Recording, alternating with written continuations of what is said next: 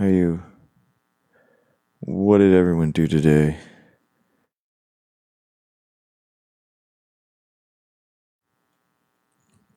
What's up? How's everyone day today? Boom. Boom. Sick. Sick, sick, sick. Welcome in, guys. Welcome in.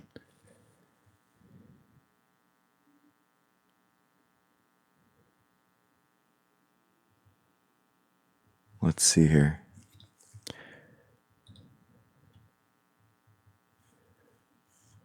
Nice. Nice. Nice.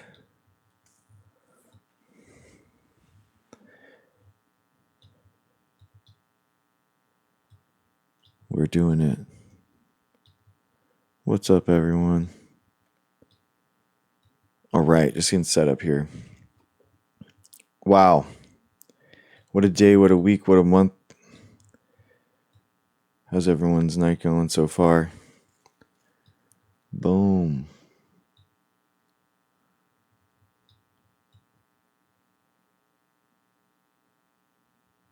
Okay.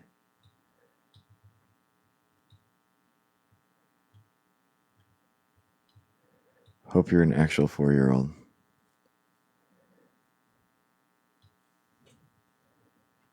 Ooh, what's an NRC codes? What's that? What's an NRC code?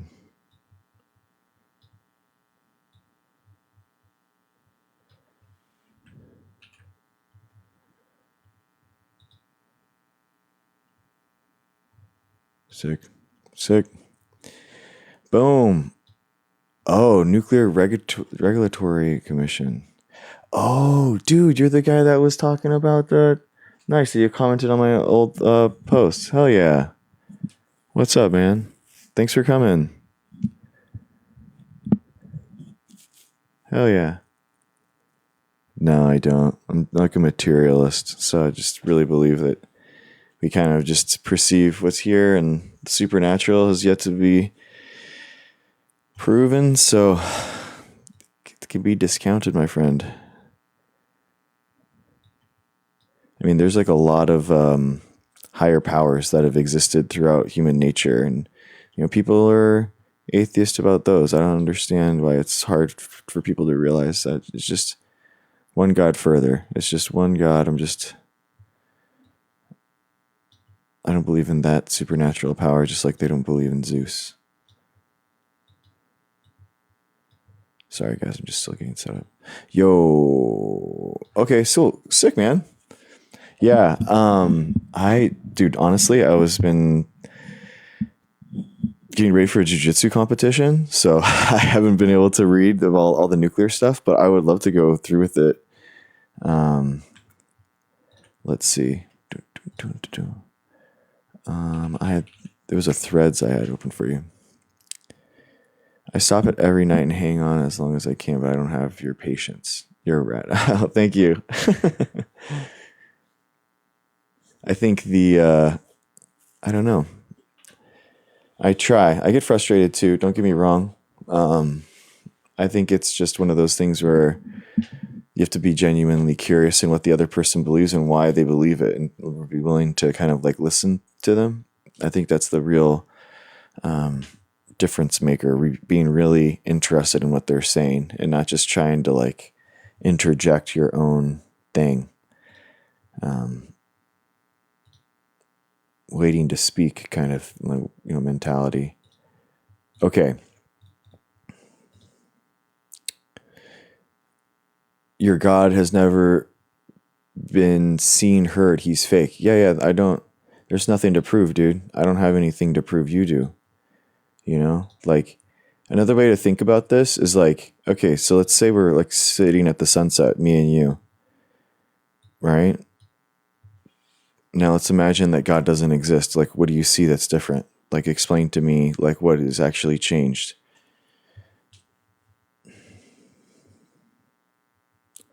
You can glean a lot by just blasting through the wiki on some fast neuron, fast spectrum reactors. Okay.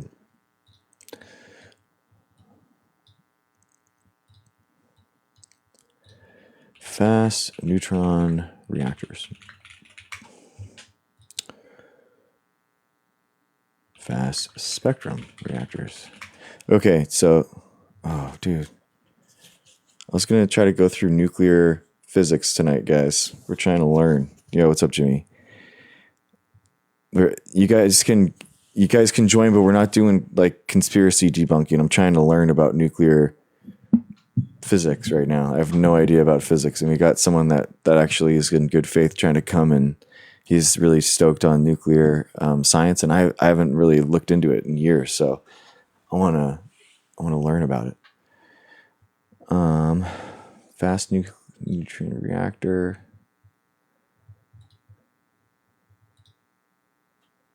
Fast spectrum. Okay, so they're fast spectrum and fast neutron reactors are both showing the same Wikipedia. So I guess that's a good place to start.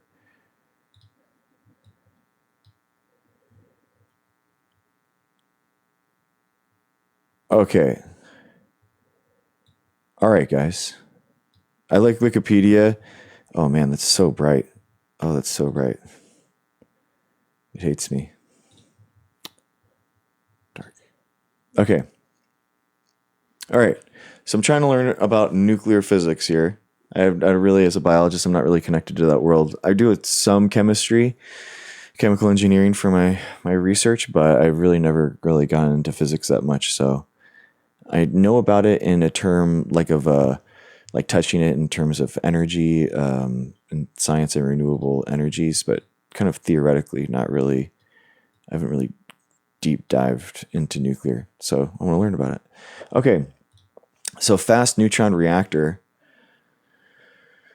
or simply a fast reactor, is a category of nuclear reactor in which the fission chain is sustained by fast neutrons, which is carrying energies above 1 MeV on average, as opposed to slow thermal neutrons used in thermal neutron reactors. Thermal neutrons. So that has to be like heating up a neutron, thermal neutrons. Such a fast reactor needs no neutron moderator, but requires fuel that is comparatively rich in fissile material. Okay. So let's just break some of these things down. A fission chain. Fission. What's fission, guys? There's fission and fusion. So fission is when a neutron hits a uranium. I'm looking up at this on Wikipedia too. And then that thing breaks apart. And then that neutron goes forward, and it's an even lighter element than that subdivide. It's breaking things apart. Okay. Sorry, guys. I'll catch up in chat. 1 second. I don't know how many neutrons are in a reactor. Wouldn't that be like why they're using uranium and stuff? Because it's super heavy? Who's the current leader of the Democratic Party? Who is steering the ship? Probably Newsom right now, man. He probably has the most influence. Yeah, fission reactors are a chain reaction. Splits is fission. Exactly. Okay. And then, so that's why it's a chain reaction. There we go. So a fast neutron reactor or spectrum reactor or simply a fast reactor is a category of nuclear reactor in which the fission chain reaction, we know what that is sustained by fast neutrons as opposed to slow thermal neutrons used in thermal neutron reactors. Okay, so what's fast neutrons? So they're carrying energies above 1.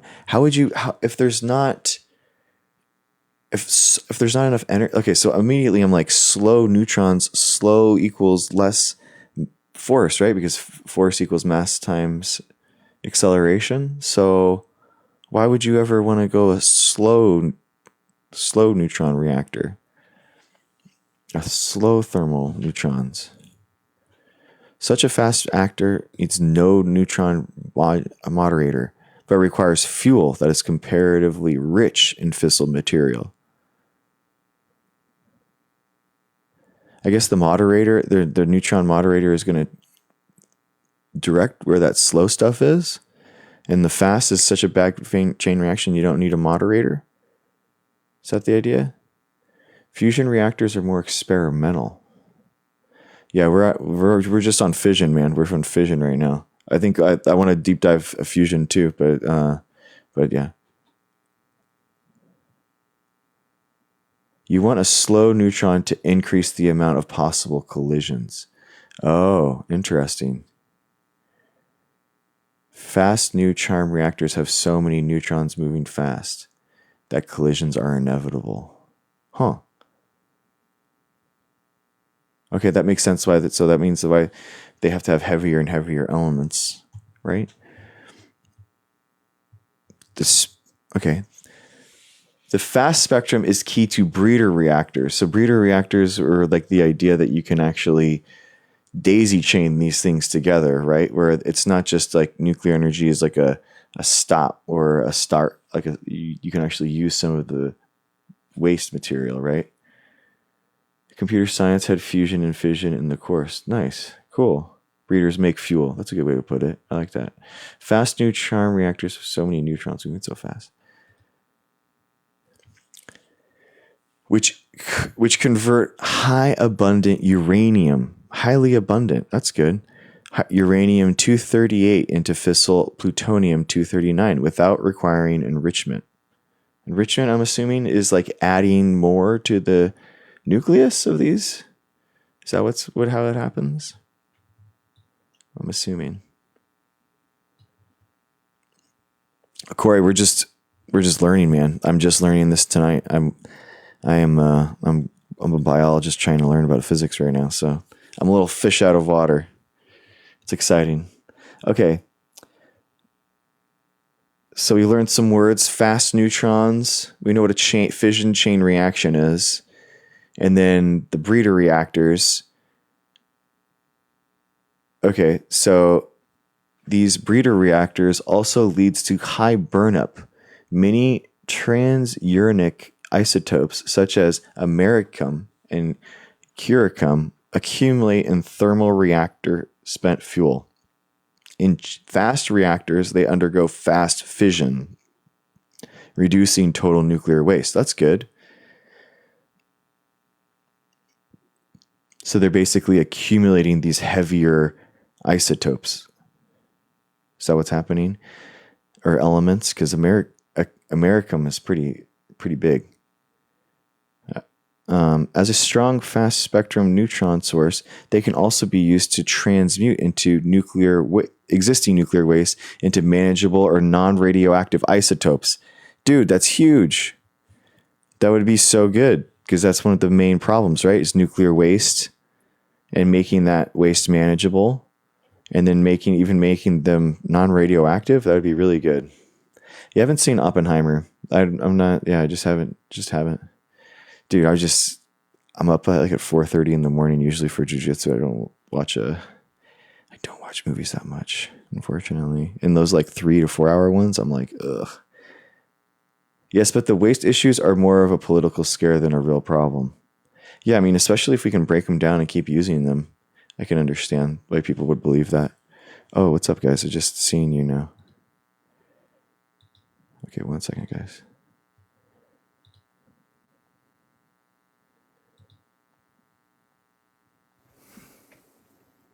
Yo, what's up, man? Hey. Whoa. So, Hell yeah. can you hear me all right? Yeah, I invited Jimmy too. He was in chat and had some interest too. So we can all learn together. I'm excited. Okay, cool. Yeah, so I do this for a living. Nice. So it's not as much as I would like to be. Hey, I'm just some guy who has a lot of knowledge on this. I actually had to gain this professionally. So fast neutron reactors.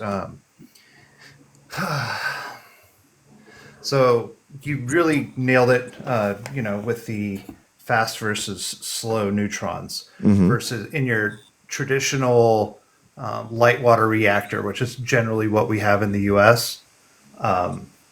They use a moderator. Boron is used in the heavy water reactors, or boron and graphite is used to slow down the neutrons to increase the chance of a collision, which tears it apart, and that's how we generate heat and power. We're pulling it apart, breaking bonds, and generating that. Fast neutron reactors, there's no moderator. So they're just firing neutrons crazy all the time, and so that you have a higher rate of collision. Now, the part about fast neutron reactors just like can you just like big picture, like where are these collisions happening? Like how are they being forced? Is it like a tube thing, or is it a big giant reactor? So fast neutron reactors are generally very small. There is. Am I visual or just audio? Oh, you're just audio right now. You can do video if you want. Yeah, let me see if I can figure out that. All right, because this is going to be a lot easier if I have awesome hair right now. I'm just sitting in my office. Let me see. Visual. Save. Okay, there we go. Wow, I look great. Sick. So, so when you have a reactor core, you have...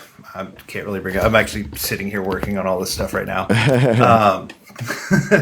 So when you have a reactor core, think of it, you have tubes of fissile material, right?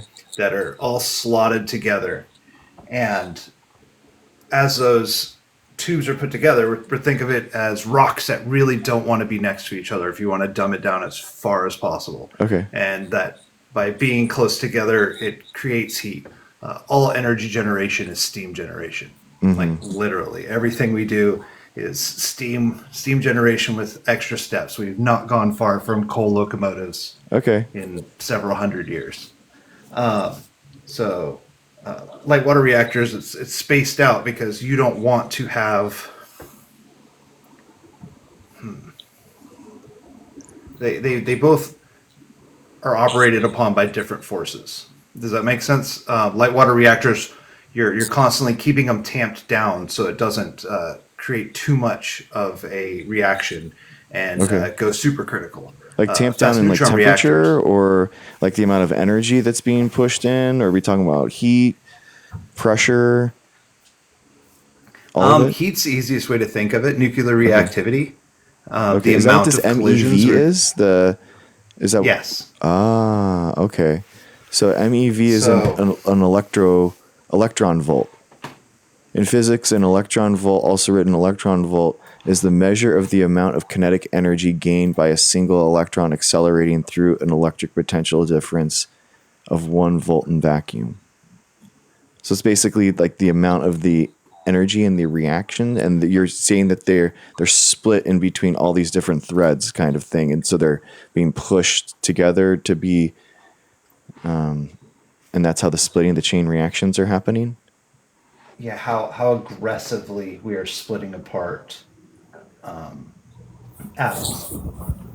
Because pulling apart atoms is where we're getting our energy, where we are getting our heat and our our thermal energy. I mean, we can do single, like GCMS and stuff are doing single atoms. I mean, are these channels like are we talking like millions or like millions of these reactions happening at once, or is it really like as small as possible in order to get as much energy out of each of those reactions? Okay, so it seems bigger, pretty dense. Okay, so this is, if you can see this on my screen, okay, you can see it. So this is an actual fast reactor core design we're developing right now. Okay, cool. And this has, there we go, from above, in the middle, these, so each one of these is filled with different levels of, in this case, for this core, this is different densities of uranium and enrichment. So you'll have your high enrichment zone, your low enrichment zone. In this case, this reactor is not set up as a breeder. So these are reflectors. And then out here is your spent fuel that is thermally decaying. So you've got neutrons flying in here, right? They're flying around making collisions. And every time they make a collision and it splits, it creates more neutrons to make more collisions, to make more splits, to make more power, to make more neutrons, more collisions, more splits, more power. Okay. So that's just how a fast reactor works. Now in the stack, you will have a reaction zone. There will be an area in the reactor where that reaction is taking place. Okay. It's not the entire height. But the trick part about fast neutron reactors versus your traditional, like, I'm stumbling because I'm trying not to use any acronyms that you're not going to know because you're not in this industry. But your traditional water cooled slow neutron reactors is they use tons of these boron and graphite moderator rods. In this case, these are only used to shut it down. Okay. When this is an operation they're pulled out, they use a lot of moderator rods to slow down the neutrons so that they can use fewer neutrons to try and have collisions, because each collision is where the power comes from. Oh, okay. So those Now- are the tubes. The reactions, are they going down the tubes, or are they going between there? In The every reaction's direction. happening down the tubes, right? As it goes down the tubes, that's where the reaction's happening. No, the reaction's happening in infinite directions. Or are those pillars, or they're- are those kind of like pillars, and now you're shooting these things in from the side, and they're like, So the tubes are the easiest way to make a density for a reaction. And that's just the easiest way of handling the fuel and being able to get it tightly packed in there. The direction of the neutron is almost not something that we can even chart because it is so erratic. This one right here is a lead cooled reactor. And because lead has so much more mass, if a neutron flies out and hits lead, it makes polonium. What's that going to make? Like polonium 358? No, it hits bismuth. It makes polonium 358.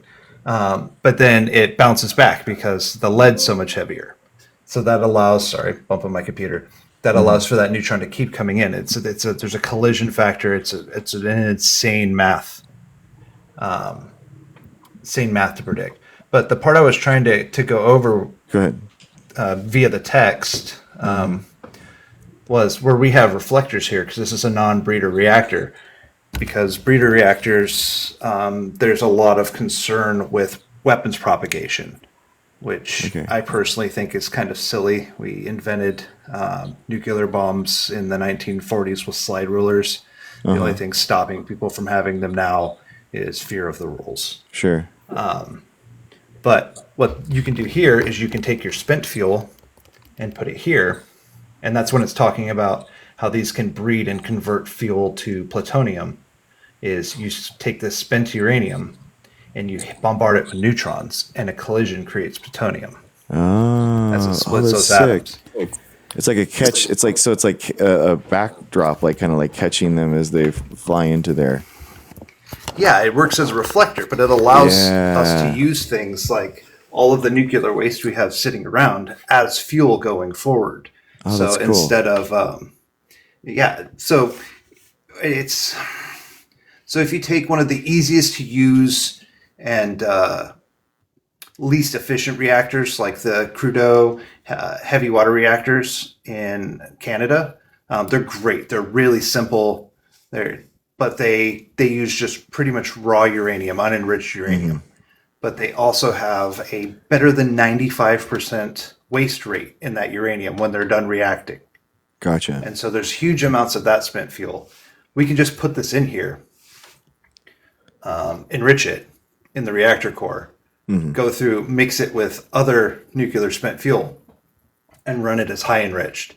And then we can put it into the outer ring, run it for a while, and then as it becomes more enriched, because this is a breeder type reactor, it can move into the low enrichment zone.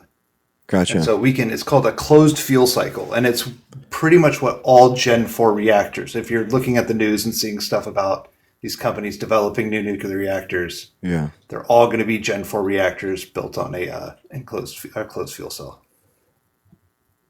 Interesting, man.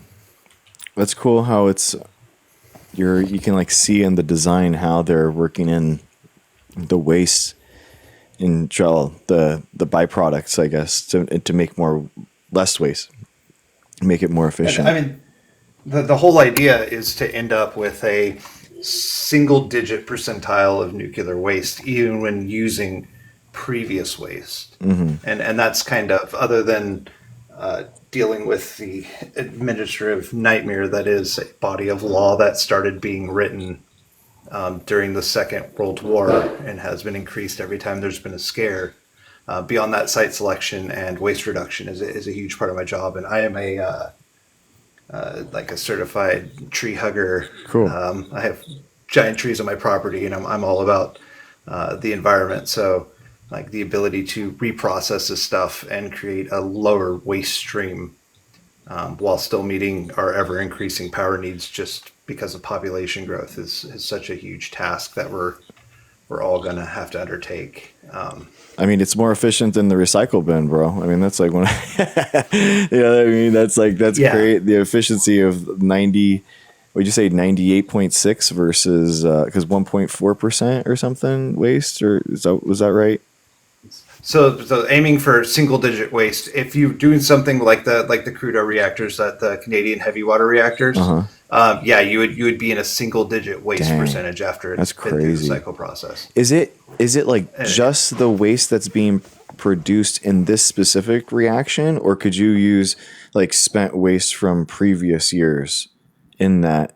Yeah, no, yes, you can keep using spent waste. Like, one of the things I really want to do, Oh, that's and cool. that we really want to do, is to go buy up everybody's nuclear waste, because it's active fuel for us. Oh, that's cool. We just need to. We're working on finding a facility right now. Most states in the U.S. are justifiably a little concerned with importing nuclear waste, Yeah. even though we're reprocessing it into fuel. And that's a big legislation fight right now, because there's other countries, Japan and both and France and Germany to a lighter degree, do fuel reprocessing. But here in the U.S., as kind of a protective order, mostly for the people who were doing uranium mining back in the day, we don't do fuel reprocessing. Interesting. How? Yeah, it's interesting. There's like this. I mean, there's a huge need, obviously, for all these AI companies now, with like to have all this power. So you have like Microsoft buying up like 3 Mile Island. You got Oklo with Sam Altman coming in. So I feel like it's the biggest and fastest way. Nuclear specifically is the biggest and fastest way that these companies can get all the energy that they need in order to drive all these, server farms, basically. So it seems like to be where people are going. I hate that that's used as an example, even though it's most likely our most direct funding method is those folks. But before I worked in nuclear tech, I worked in grid scale renewables. Okay. And the math on the electrical infrastructure in this country is we have 30 years to build what we built in the last 100 years, Damn. just to meet population growth, not even increase usage, and like just standard population growth, just to meet those metrics. We have 30 years to build 100% more, and we're 30 years behind. So yeah. So I mean, it's like, so I guess like in the vision of like expand or all of the above strategy, yada yada yada. I mean, I mean, obviously, we're not debating on whether climate change is real or anything like that. We're just trying to make it the best we can. And I think like all of the above strategy makes the most sense. Even if you don't agree, or anyone in chat doesn't agree with that humans are causing climate change, I think like cheaper energy can all be something that people agree with. You know what I mean? That would be something that all makes sense to everyone. There's 2 points to hit there. I mean, yeah, all of the above, because that's especially when you move in the environmentalist circles. The answer isn't wind, solar, geothermal, or nuclear. It's all of those at full speed, as much as we can get. Exactly. but especially when we're talking to investors, which is something I have the unfortunate need to do from time to time. One of my Hmm. favorite questions is what does this post electrical scarcity world look like? Huh. Like a post electrical scarcity country and then a post electrical scarcity world.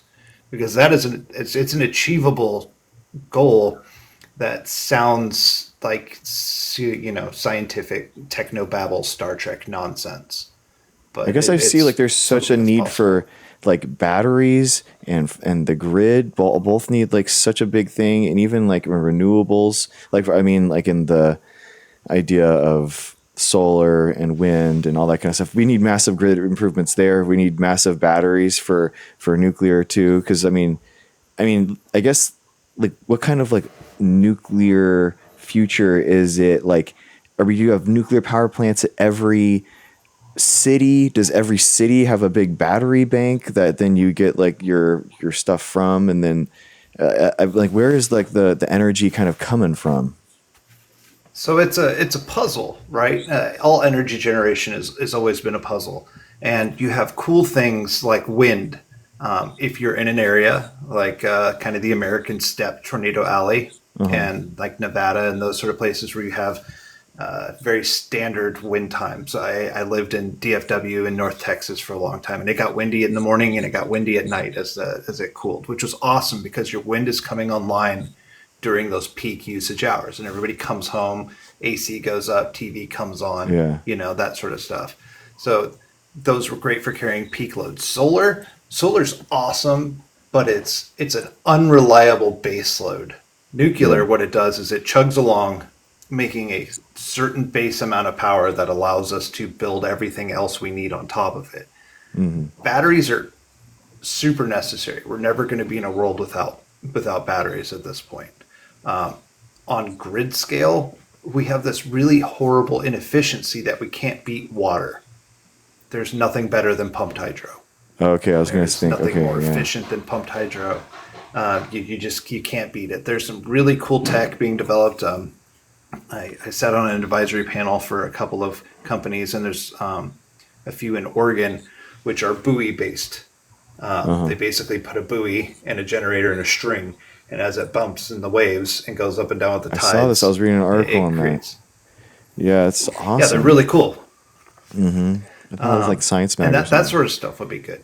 Yeah. Yeah, then that sort of stuff's going to make a big difference going forward. But the real problem is we can't say no to anything that's non-carbon producing and greenhouse gas emitting right now if we want to not just live in a world powered by natural gas, because Yeah. that's Yeah. where we are now. Exactly. Oh my god, it's so much better than. I mean, I lived right by San Onofre power plant. Like growing up, we always used to like drive by there. I thought it was really cool. I think like nuclear is like a cool. To me, it's always been like a really high tech kind of like thing growing up. I'm 38, so it's like there was always a fascination with that.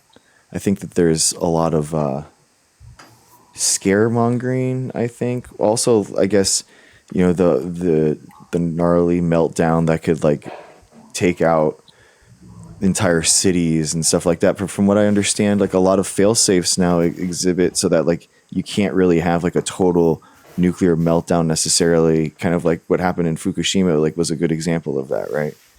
Okay, okay, I'll give you some really cool things. So when you get a chance, look up the fast reactor at Idaho National Labs. You go to bed. We caught a mouse. Oh, good. I'll be there in a minute.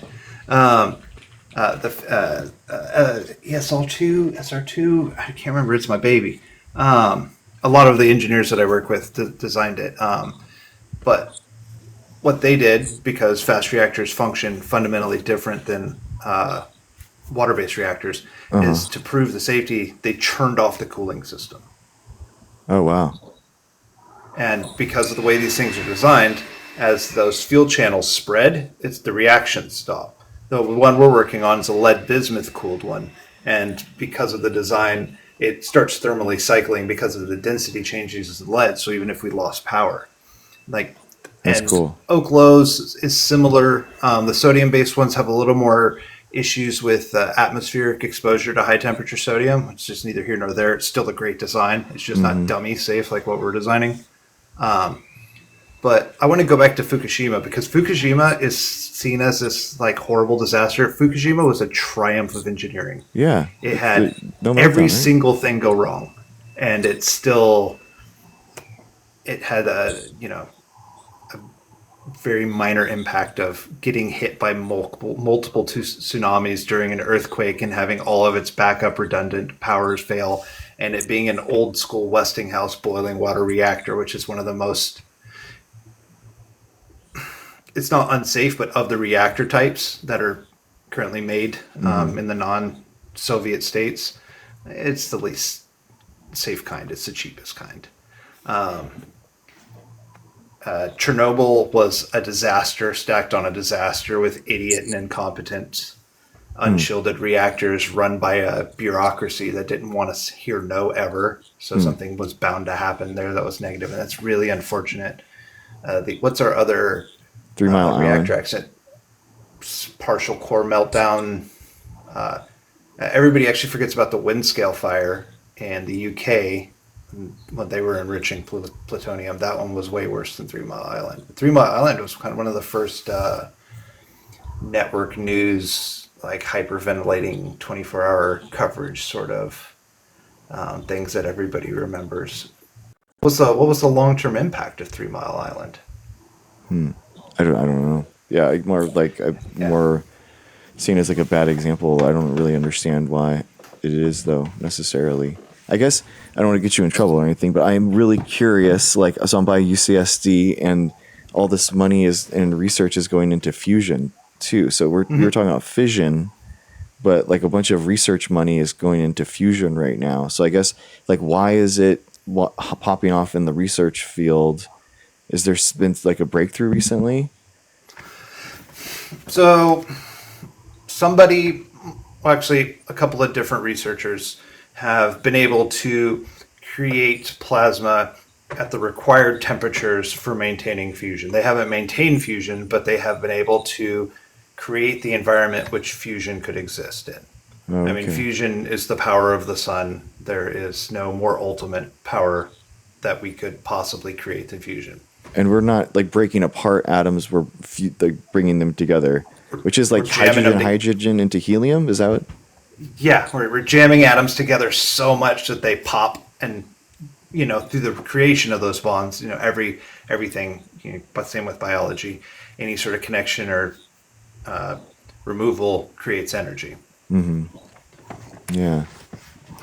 But like that one would be awesome. But the last time I saw something, it was, if we had fusion, we made sustainable fusion happen in a laboratory, we would still be decades away from a long enough reaction.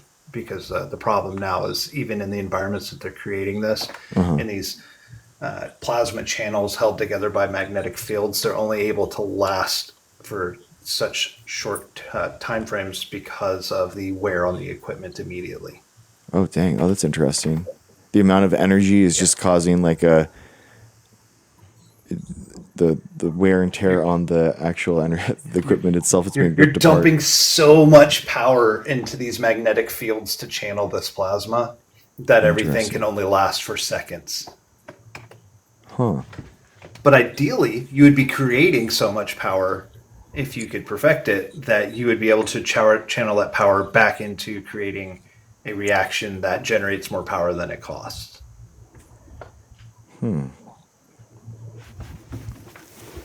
So saith the sun. Yeah, I mean that would be incredible.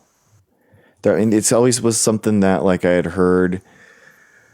That's always one of the. So I guess it's cold fusion specifically, where you kind of always hear of it like that being like the pipe dream kind of thing. But to the fact that there's any type of tangible fusion research going on at all, I think is really cool. It's amazing. There's a fusion's kind of the ultimate mathematically possible thing that we haven't been able to physically do. There's a lot of things that are mathematically possible. And again, coming from battery research before this, there's a lot of things that are, possible in chemistry on paper that getting to happen in real life is Yeah. is a real nightmare. It's But true. fusion should work. It's just getting it to work to provide that environment. You can't.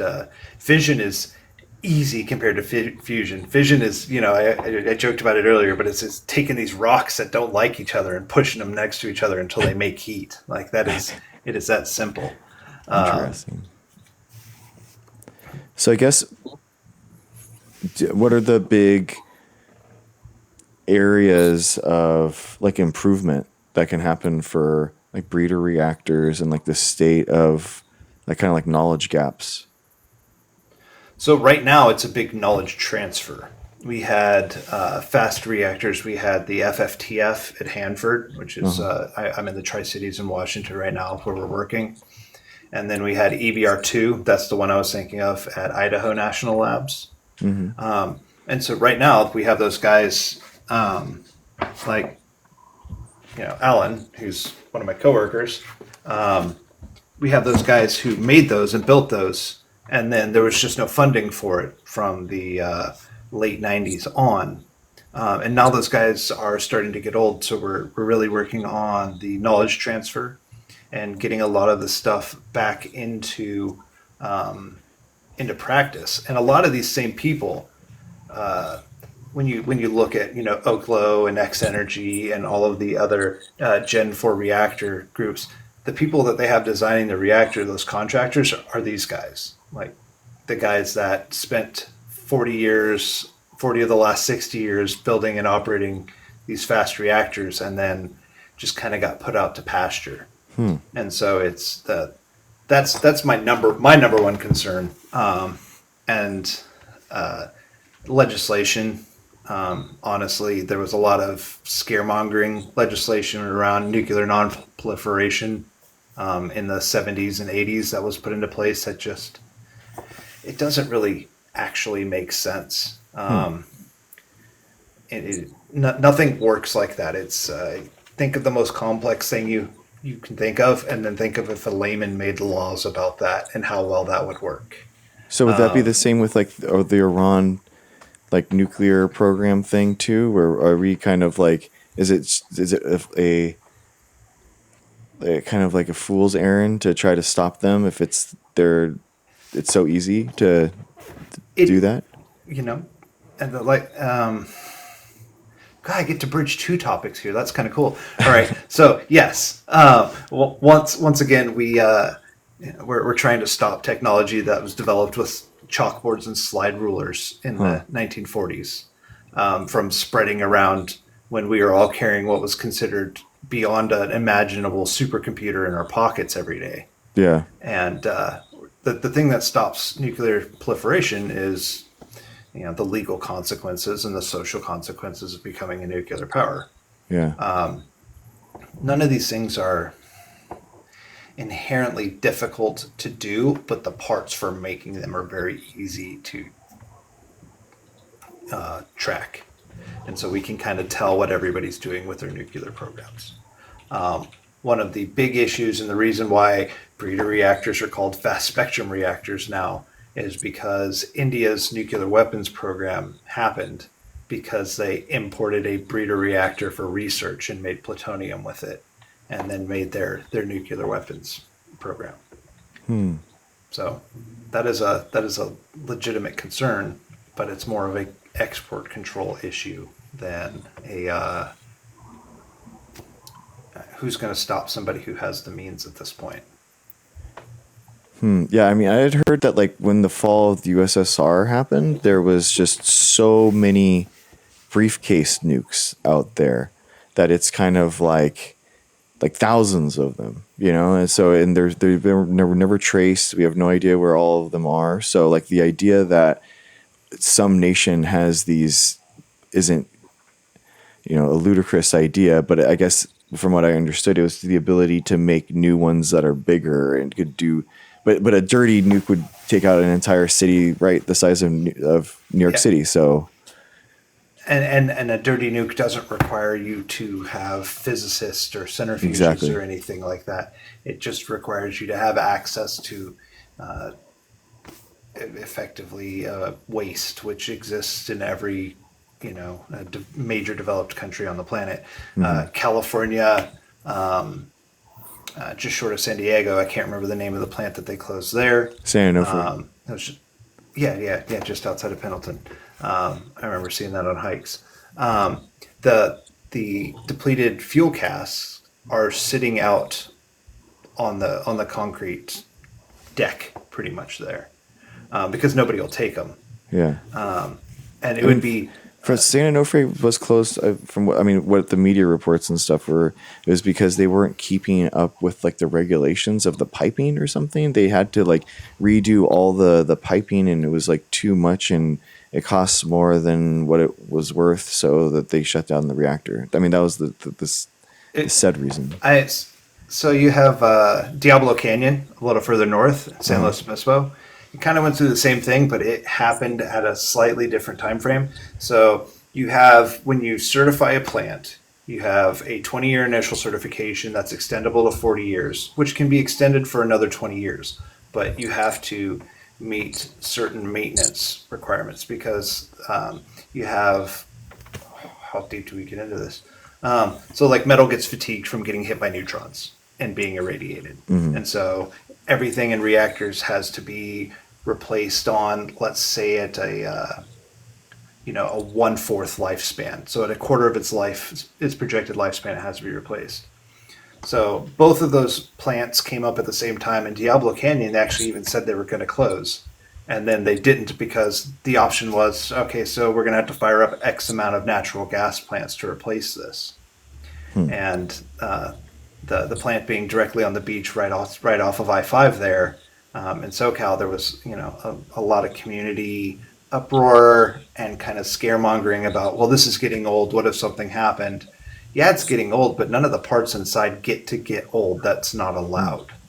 That's why there's almost always 2 reactors, because one will be down and undergoing maintenance. The other one will be operating and delivering power. They're starting to bring up old plants. I saw that they had one in Michigan just got recerted for another 20 years. That had been shut down for several years because of the power requirements, and the other alternatives being just burning fossil fuels.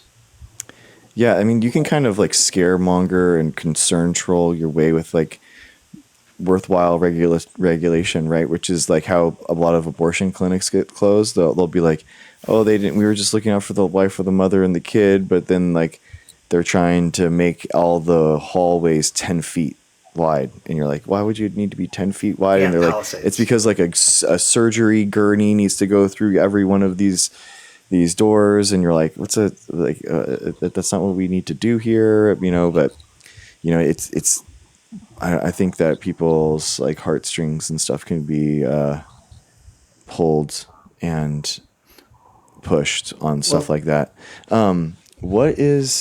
So I guess like my big moral question with like nuclear in general, and like I do like the video was made like in I hold that opinion validly, but I'm just the clip that I made, to give it context. I think that even if we do have a transition into a new form of energy, like having one that is like limited in the amount and the fuel, I feel like in the future that could be kind of repeating the same problems that we have with oil now, where we have kind of like wars over these giant oil fields and stuff like that, versus kind of being able to renewably produce them. And even with 98.6% efficiency and stuff, it still is not renewable exactly. So I think it's cool. No, I don't. Go ahead. I don't disagree with you, and that is a topic of conversation, because there's so many asterisks that come with everything, whether it's wind or solar or nuclear or the best one we have for power generation is the most destructive, which is hydroelectric dams. For the environment, they're so bad. Yeah, it's so bad for the environment. However, compared to everything else, which is the asterisk, wind is great. except for the consumables and the requirements for construction, which is the asterisk. Solar has the same thing. Like solar's made out of horrible stuff. Batteries are. I mean, I've spent the last 5 years working on a high temperature sodium ion grid scale battery that just to not require, you know, some of the materials that are required in our lithium ion batteries, because cobalt is so destructive to manufacture because of where it comes from. It's effectively, you know, the blood diamond chemical, and B, such a scarce commodity. There's almost no winning. It's just you have to decide what your acceptable risk factor is. Outside of nuclear weapons testing in the 1950s, 60s, and 70s, before surface testing was banned, the most radioactive sites on this country are large old coal power plants. You can see, if you look at the radiation maps of the U.S., the big plumes are coal plants. We've actually been doing some siting. Yeah, we've been doing some siting to build our first reactor, and one of the problems is ideally building a reactor at a coal plant, at an old coal plant is great. It's already it's already a Superfund site, so that's a nightmare. But the electrical interconnect and the spacing from major populations is usually really high. But the problem is the background radiation levels at these old coal plants are so high that being able to get a zero dose that you start from, you would have to do an enormous amount of mitigation to even be able to build there to get a low enough radiological signal to be able to track your radiation. That's crazy. Coal's so awful. It's full of radon. Is just so there's. I mean, we radio carbon date. You know, obviously everything in biology and that kind of stuff makes sense. But the idea that carbon is so not. I mean, the idea is just that it's losing those neutrons to surrounding environments, and the surrounding atoms are collecting them, and then they're becoming, that's what radioactivity is, right? Where you're just like collecting these neutrons and it's kind of chain reacting into the outer stuff. Is that what's happening? Collecting these isotopes, these unstable isotopes that kind of tear everything apart around them. That's how radiation works. Gotcha. It's an unstable isotope that's trying to steal an electron or a neutron from everything else around it. So it pulls stuff apart, pulls cells apart, pulls materials apart. This is the most layman explanation I can come up with. That's not going to be like, hey, read this book. But like, coal is full of radon and radon gas. And so when you get into coal country in Pennsylvania and stuff like that, you have to have like radon mitigation done in your basement because of that gas buildup, because of the coal mines in Indiana and that sort of stuff. Cool. No, so it's interesting. I've never even surmise, thought about that. What's your exposure envelope? You know, are we going to have electricity? Yes. Let's just assume that answers yes. What's your exposure envelope for that?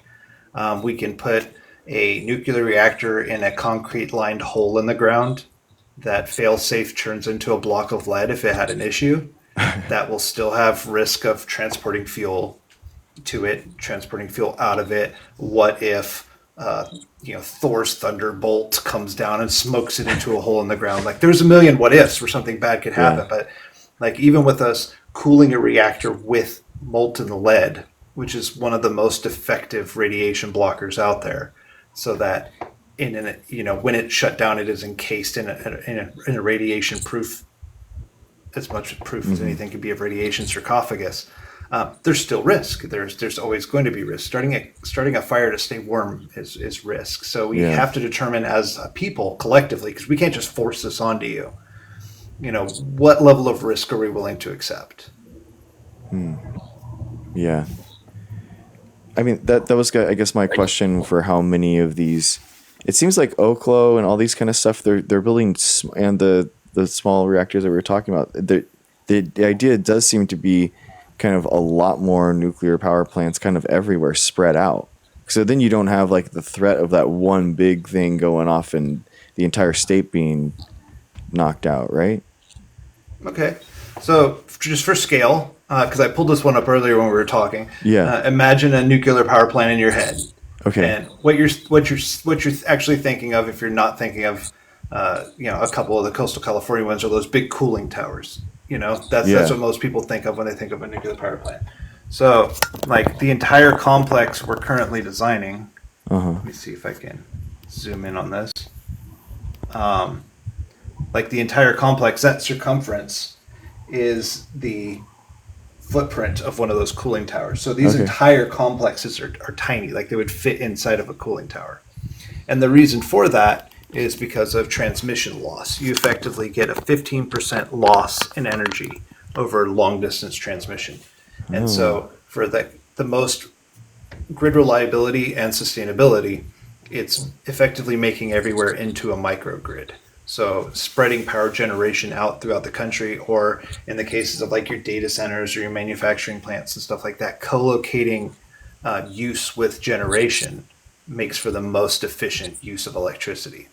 So the idea is to put these where it's being used. You would put this at a college. You would put a cluster near a town.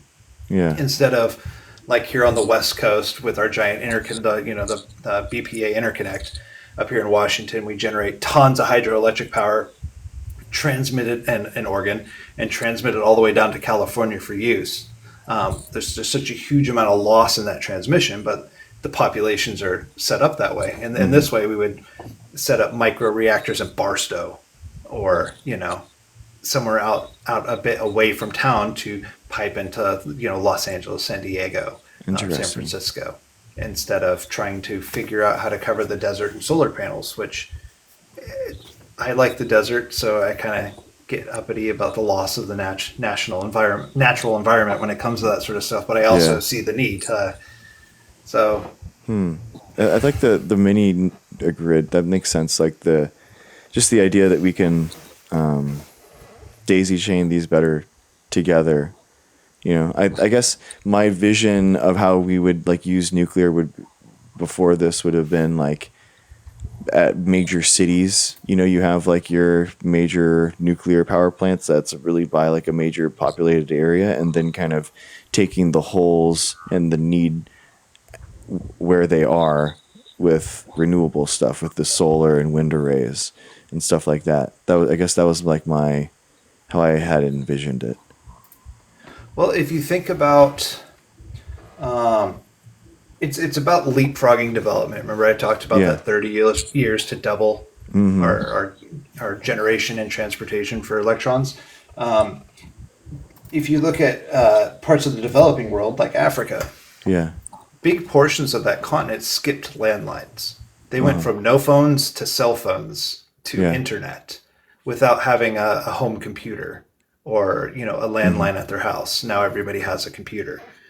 It's the same sort of thing on a larger scale with generation. And instead of, let's build more traditional power plants, and let's build more traditional transmission infrastructure, and let's build more transmission, traditional use cases. It's as you're developing a large use, you have to offset it with generation, so that now we're not reliant on a national grid, not in any sort of like weird libertarian sort of way, but more as in the further something reaches, the higher the chances are of failure and brownout.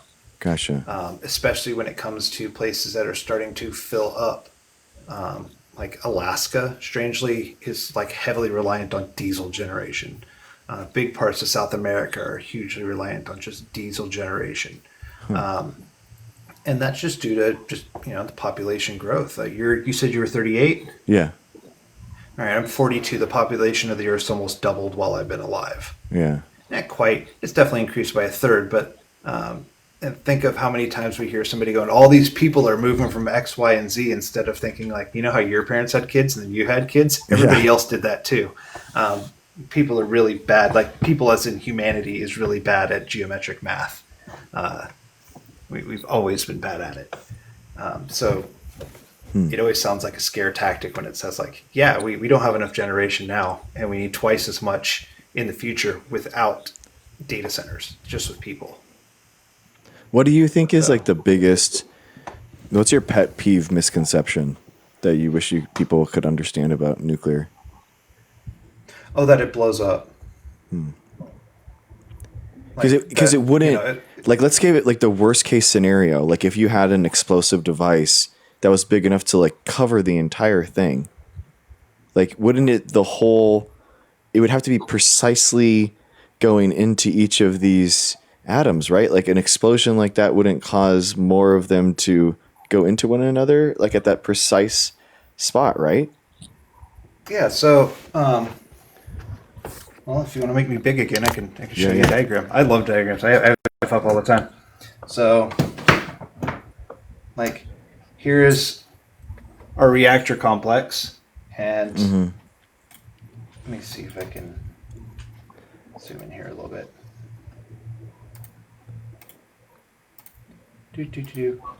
So, if you were to try and hit, just our reactor with a bomb, you would be aiming for a hole that's 60 feet across, 70 feet deep, inside a building, inside that little complex. And then, even in there, that reactor is only 40 foot wide. And if you did that, you would make a radioactive hole in the ground. And that's it. From the bomb. There's no way. You'd have to hit it with a bomb. You can't make it into a bomb. These things don't explode, they just Yeah. cease working. Yeah. And Chernobyl, mostly because of the environment in which it was operated, has set back power generation, nuclear power generation, 100 years. And I loved the HBO miniseries. I found it engrossing, but it brought it back up to be topical again. Uh-huh. And what people have to understand is that was a flawed reactor design. It was born broken. And it was operated without a containment building, and then it was operated to meet the requirements of bureaucrats who wouldn't take no for an answer, which is a trifecta of disaster. And then when something did happen, everybody denied it for the longest time. So it's the absolute worst case scenario. But if you talk about nuclear power, people are like, well, what about Chernobyl, Fukushima, and 3 Mile Island? It's like, oh, Chernobyl's really the only answer. And Yeah, I still don't have to answer understand like what questions. happened. Like I've never been. I mean, I'm on like the biofuels side of the energy discussion. I'm on like that kind of stuff. Doing molecular biology and genetics and stuff, and I've never had an issue that or any, at least in science, at least that's more like politicized, and there's like a cult like following of nuclear people, and it is so like I guess I feel a lot of frustration from them saying like we think this is just really cool, this is just a really cool technology, but then there's like this other thing that it's like they want nuclear at the expense of solar. It's almost like an anti climate change, pro technology, like weird splinter group that I don't really understand. They just really want to stick it to like a renewable fuels people. It seems like There's contrarians in everything. Yeah. Like my this whole account and like my fun thing I've done is racing cars. Okay, And cool. we have our own group of guys who really like Mazda Miatas. Oh yeah, And it's the not golf that. carts, man. Yeah. Yeah, it's not that Mazda Miatas aren't good cars, but Mazda Miatas are the best car. And if you're using anything other than a Miata, you're a loser. And so they tear down everybody else Yeah. because of their thing, and that's awful. And the fear with nuclear energy and reactors and stuff like that, I get, but it's this whole problem of I don't want to touch politics, but it's really easy to destroy things, to destroy an idea, to destroy somebody's work. You know, like I could tear down my house in an afternoon and I couldn't build it in a decade. Yeah, I don't have those skills. I'm not an architect. I'm not a stonesmith. I'm not a carpenter. But if you gave me a hammer and some Red Bull, I could tear down the house in a day. And it's the same thing when it comes to anything complex that's more complex than, well, wind blow make power. Like, dude, wind blow make power. It's great. It doesn't make enough power. It doesn't make power when we need it. It doesn't make power in the middle of the night generally because of the way wind works with heating and cooling. Same with solar. Sun make hot, make electricity. Dude, that's awesome. It's so cool. Water flow, make electricity. It's the best. Bad for fish. I get so frustrated because I feel like we were making a lot of really good progress for the energy sector, the infrastructure, our grid, everything with the Inflation Reduction Act and the infrastructure bill. And that was like probably, I mean, that was $1 trillion between both of them. I think I calculated to like 500 billion just in like research and development. And it was, I I mean, the biggest investment that I've ever seen in modern, probably ever, has to have ever, dollar amount, obviously, dollar wise. And it was like these huge step forward for a new energy future for the United States, I feel like.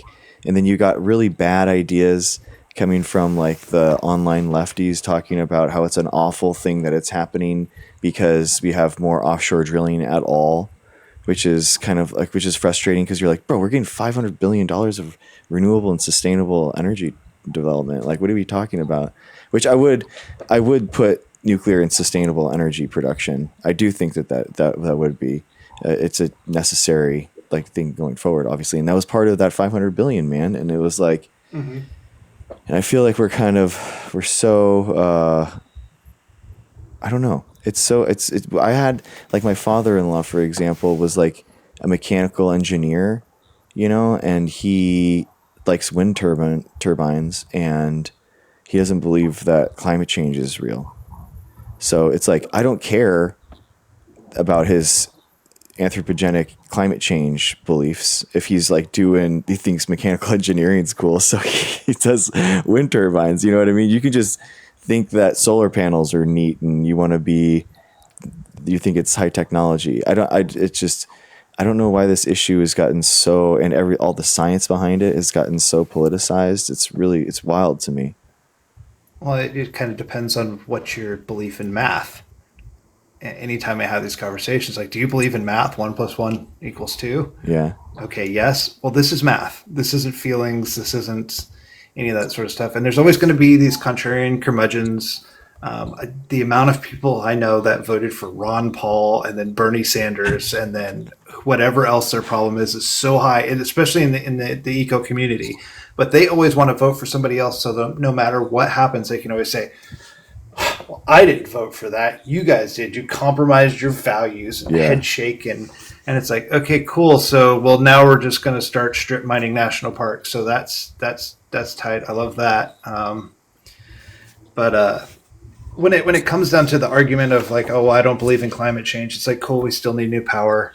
This is the only option. It's expandable. I just heard you complaining about gas prices. Yeah. So, and also if you are like, I don't believe in anthropomorphic climate change, it's like, I believe in statistics, so that's pretty easy for me. It doesn't require a leap of faith. I'm not like putting my trust in the spirit of science. I'm looking at a chart and being like, number go up. It seems to continuously go up. Bad. That's bad. Yeah. Ever tried to explain wet bulb temperature to somebody who doesn't believe in climate change? And it's like, no, man, people are going to die. Like, yeah, man, it's awful.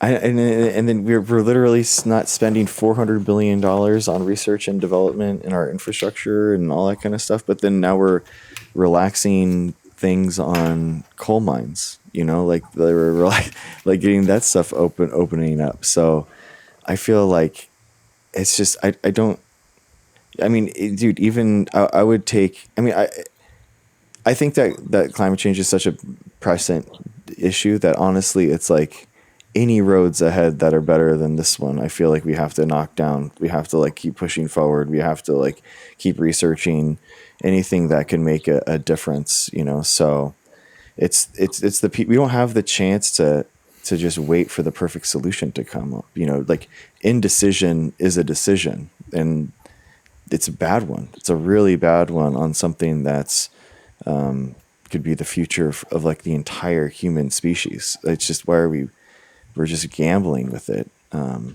So we're hamstrung by profit motive. What was that? We're hamstrung by profit motive. For sure. For sure. We can't just do R&D for the sake of R&D, which is historically where we got our scientific advantage. We had a boogeyman in the Cold War in the USSR. Yeah. And now we're trying to have a boogeyman in China, but they just throw money at R&D.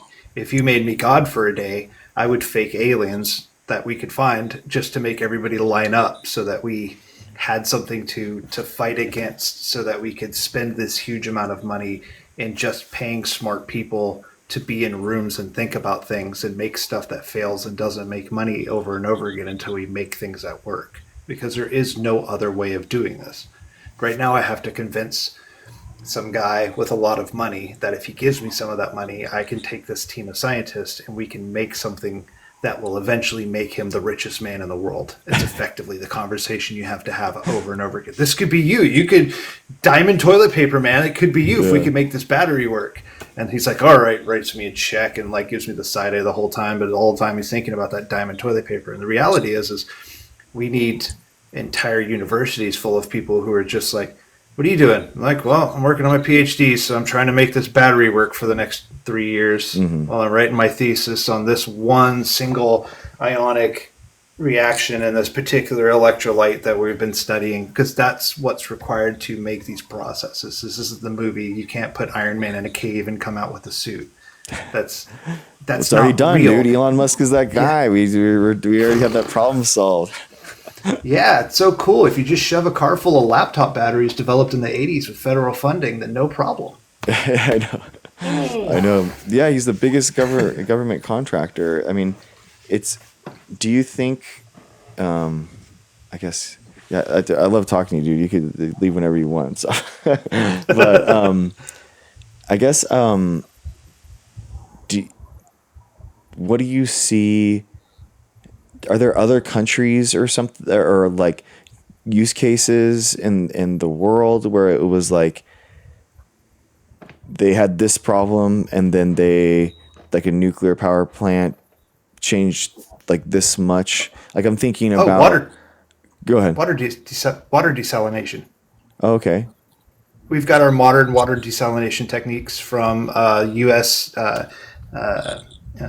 Admiral Rickover and his requirement that the U.S. Navy do light water reactors for their boats and submarines instead of like the Soviets actually used a lot of fast neutron reactors.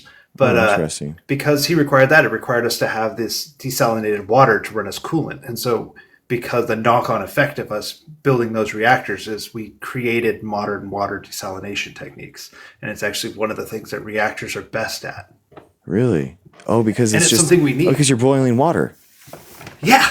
Oh my gosh, that's so funny. That makes sense.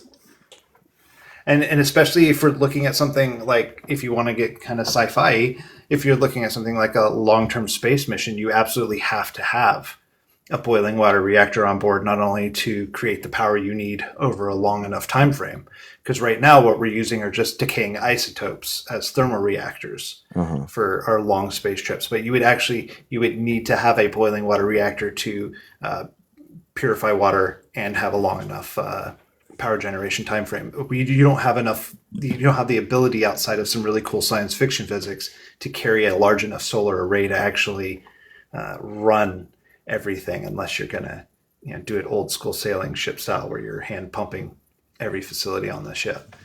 How do the submarine like nuclear power plants and stuff? I mean, how do they have a mini? That's what they're called. I mean, a nuclear sub, right? They actually have a nuclear power plant like on board.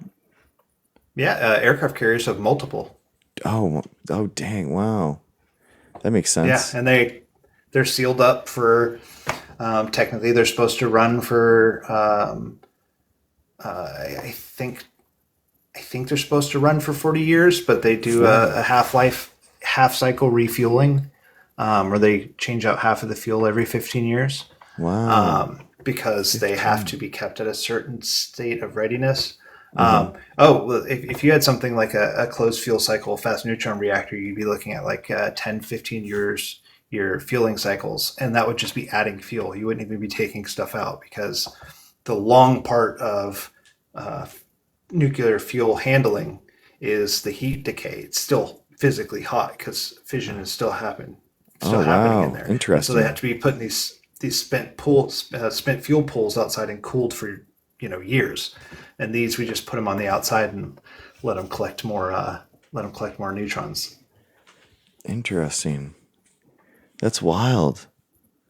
So how big of a, I guess how much would be that fuel core? I guess because like the size is kind of like a thing, but like maybe the percentage of the cost of the entire nuclear power plant, how much is that waste? The cost? Yeah, like how if you're going to build out a nuclear power plant, like how much are we talking about, like in the mechanical engineering versus just like the fuel that would be like redone every 15 years? Like, are we talking, because I had heard, like, for example, an electric vehicle, like over half of the cost is just the batteries alone. So are we Oh talking yeah, like, way more. oh, okay. No. In electric vehicles, yeah, like way Oh, more than half the cost is just batteries alone. okay. Okay. So it depends on what you're trying to do. Like for us, we are trying to get some unused fuel from old experiments at the Hanford Nuclear Reservation, Mm-hmm. which is where everything was experimented on. And then beyond that, people will literally pay us to take their spent fuel. Like spent fuel is a very expensive thing to manage because even in California, where it's sitting out in its casks on the concrete, you still have to have security. You still have to Yeah. have monitoring. It still has to meet its standards. It still has to be restored every X amount of time. The casts that are designed to last for tens of thousands of years are very expensive. Once it's been through a closed fuel cycle, you're talking I mentioned polonium, which Uh-huh. which happens on accident when a neutron hits a oh my gosh, bismuth, which is what is in it's mixed with the lead in those cools. Mm-hmm. Hits Neutron hits bismuth, it becomes polonium 210, and that has a 138-day half life. So it means it lasts about 4 years. Okay. So that is an end waste product of a spent fuel system. So that would be about 4 years. That's no big deal. And some of the worst stuff, once it's been processed through, it'll have half lives in hundreds of years. It means it'll only last a thousand years before it's just lead again, Uh-huh. instead of our current spent fuel, which can last for tens of thousands of years because it is still active uranium. Wow. It sounds really scary until you realize that this is just rocks we dug up out of the ground. It already existed under the ground. It was already going to last for hundreds of thousands of years in the Uh, ground. We just dug it out and squished it into a ball and put it next to another ball. Interesting. Cool. So I guess it's So, not that the waste, then the material seems like not nearly, I mean, like the budget wise, I mean, like 1%, 5%, like are these, fueling? I honestly couldn't tell you that it's is that that is small. not it. Well, no, it's just not my area of Okay. expertise, and so I was just anything I thinking told you about would be a like, wild ass guess. okay, I guess I was thinking about like the nuclear power plants on the subs and stuff. And it's like, yeah, we just get like 3 rechanges on this nuclear power plant, and then the cost doesn't make sense to do a fourth one or something. Or I guess the technology is still pertinent, right? I mean, I guess they're not retired necessarily, right? No, yeah, I was on the USS Enterprise. I was in the Navy way back yonder when, in I think 2005, right before it was retired. That was built in the 70s, and then I was on the Carl Vinson, which I think was 30 or 40 years old when I was on it, still in service. Nice. Generally, they tend to have like a 60-year service life. Dang. Most reactors, the Palisades reactor, which is one I was talking about that just got reauthorized to refuel and go back into operation, that one's already 50 years old, and they just Wow. extended its life by another 20 years. So the fuel's not the expensive part. Fuel handling is the Gotcha. expensive part. Can you kind of like update these like nuclear power plants? The fact, like, if a new technology comes out and you're like, okay, we can actually add this on. We need to like add this kind of like a supercharger or a turbocharger to this Sure, this sure, you, thing, you or is can. it just like, dude, there's Um, no way. Why would you reinvent? Like, you got to restart.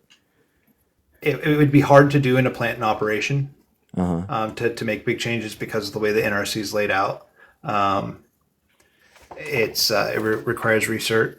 Just to kind of talk about the Nuclear Regulatory Commission and the CFRs that I was talking about reading through.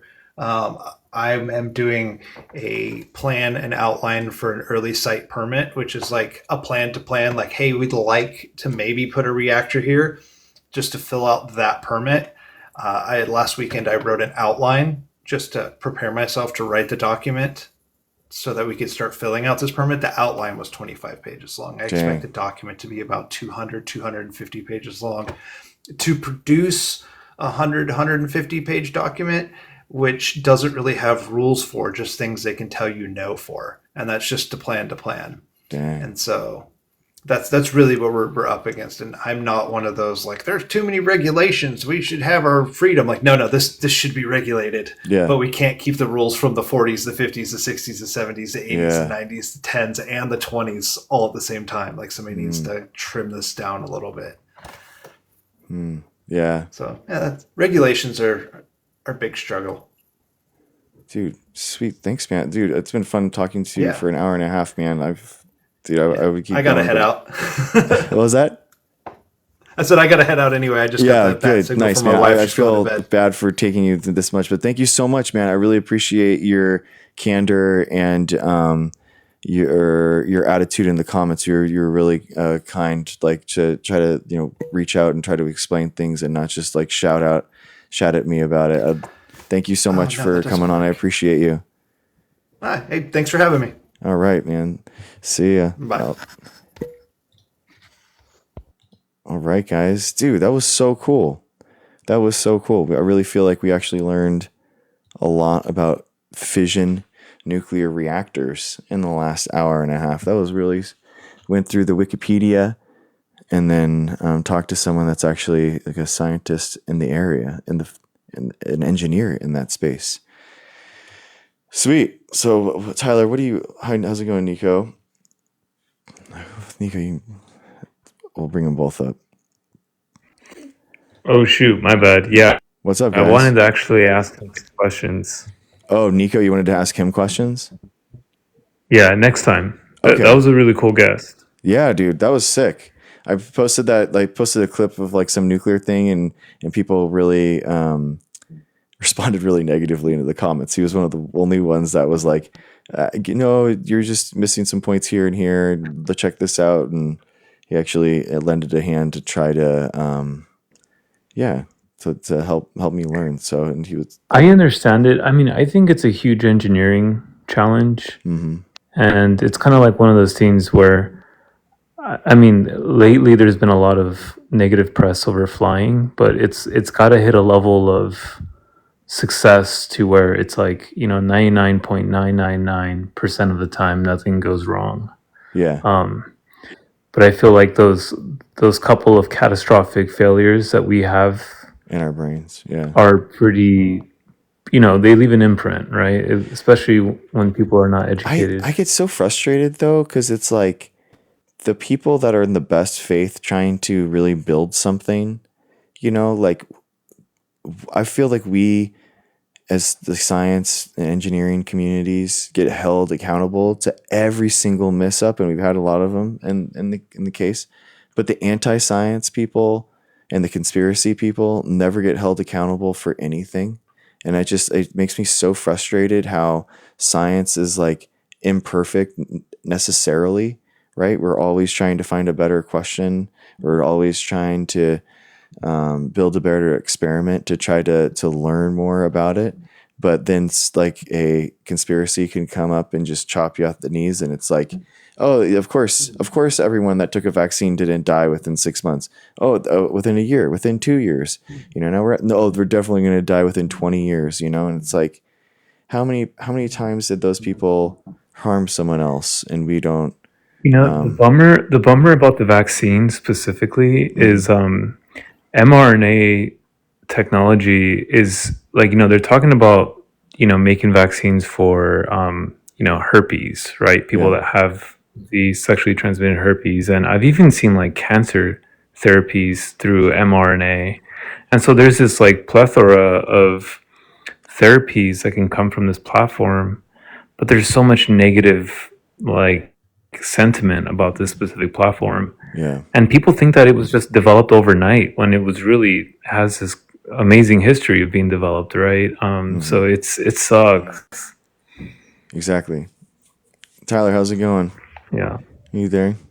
Not much. What's up? What's up, dude? How's it going? This is my first time doing this like TikTok live thing, so cool. Nice, man. So I see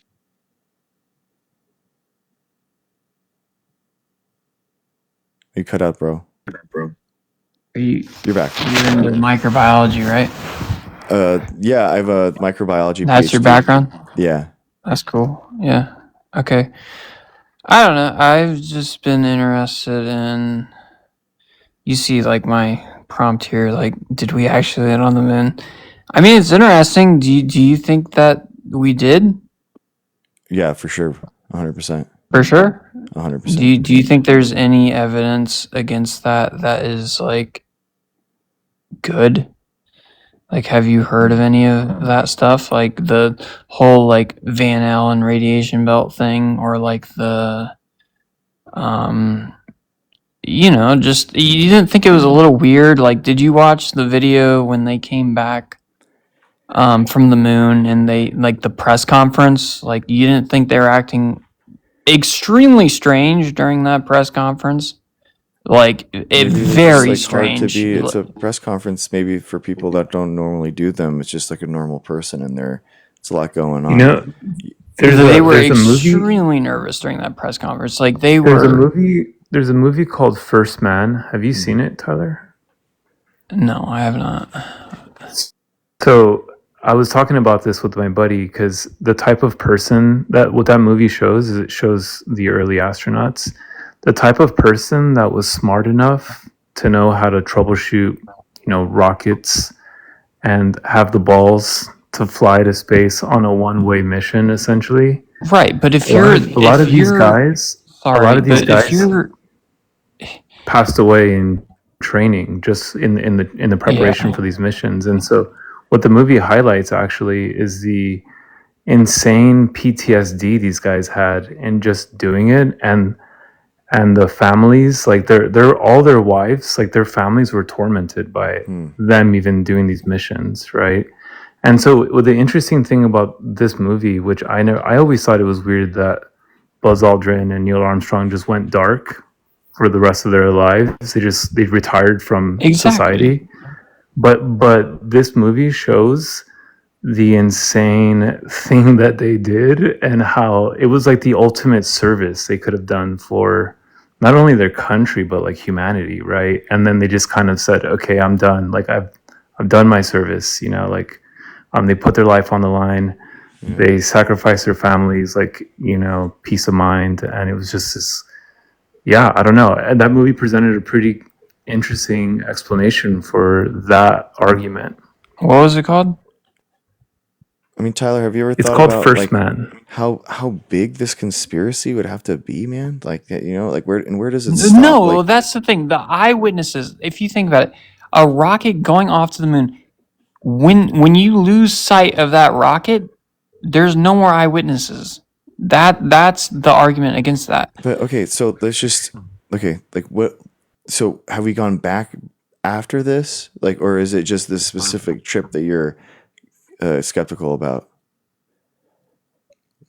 No, we haven't gone back. Nobody's gone back. No, You just every said president, no. every president has there's said a we're going to go back to the cube. moon. There's They're a all like, cube yeah, on the yeah, yeah. moon. That's what they run on. 3 And meters. then we never go back.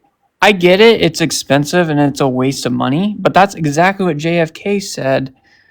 That's what he was saying. He was like, this is a waste of, like, there are homeless people dying on the street. Why are we wasting all this money going to the moon? Yeah, seriously, like, you can, like, think about it like that. And JFK got, but like, where does it stop, dude? Very sussly Like, killed. where does it stop though? Like, because like people say, the stars are fake, and like the moon. No, is definitely fake. not. Like, flat Earth is Okay, well, stupid. I okay, mean, so then- but the so then moon I'm landing curious. is a very. This is the dichotomy like, that I'm curious about. Like, so like what information and like the same institutions that are telling you that planets are real are the same ones that are telling you that we went to the moon. So then why do you trust that planets are real, but we didn't go to the moon? There was so much money involved. It was the space race. We were, everyone was like, oh, we're going to go to the moon. Like, we were against Russia, we were against China. And then we just faked it. And because we were influenced by the Nazis, propaganda-wise, like, we learned from them. Project Paperclip and all these things. We brought in all these Nazi scientists, and we said, hey, this is a waste of money, and with propaganda, because this was pre-internet. This was pre when people could talk about things via the internet, and we faked it.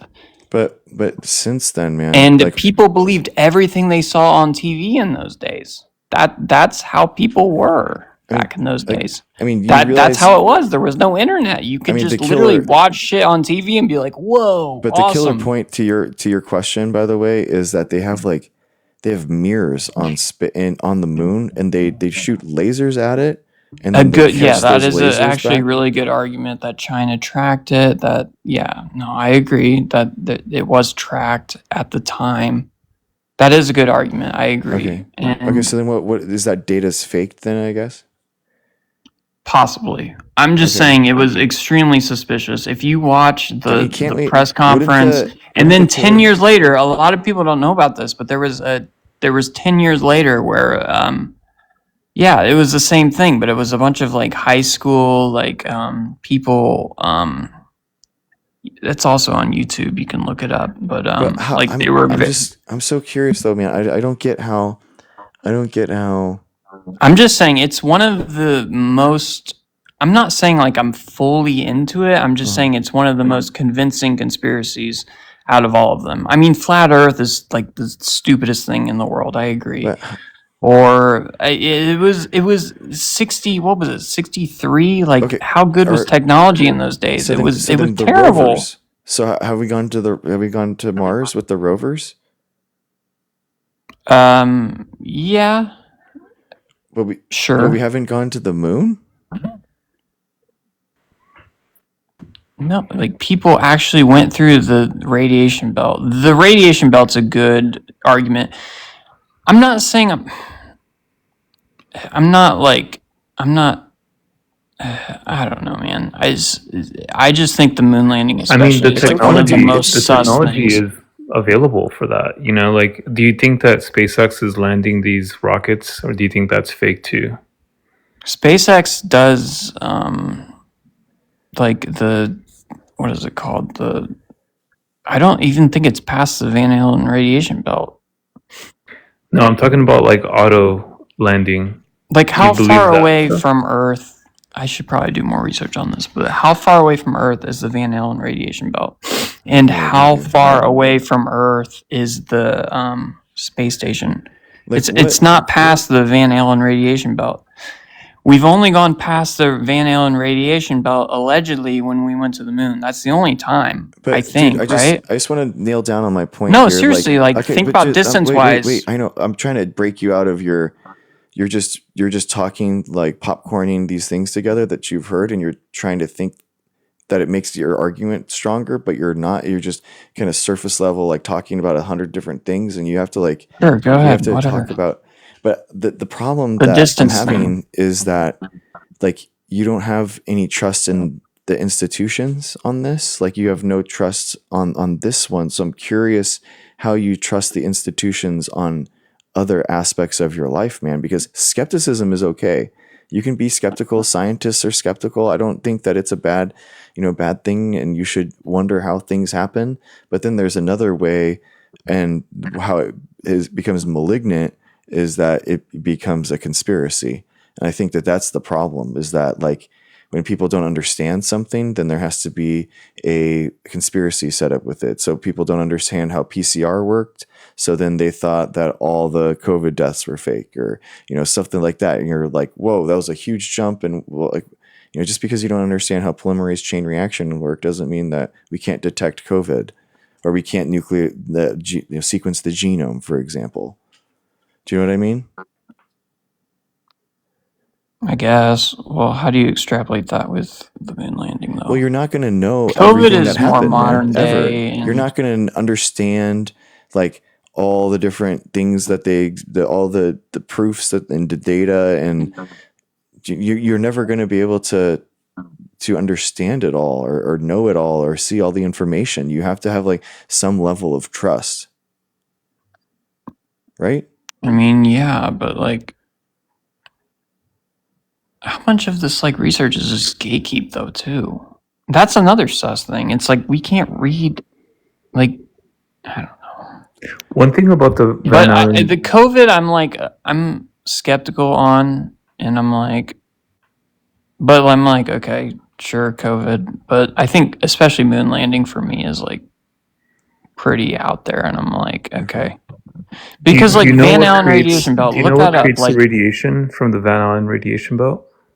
yeah, like how much radiation was that? And there's like what is it, like a quarter of an inch of aluminum allegedly that it took them to go to the moon. Like you can't find.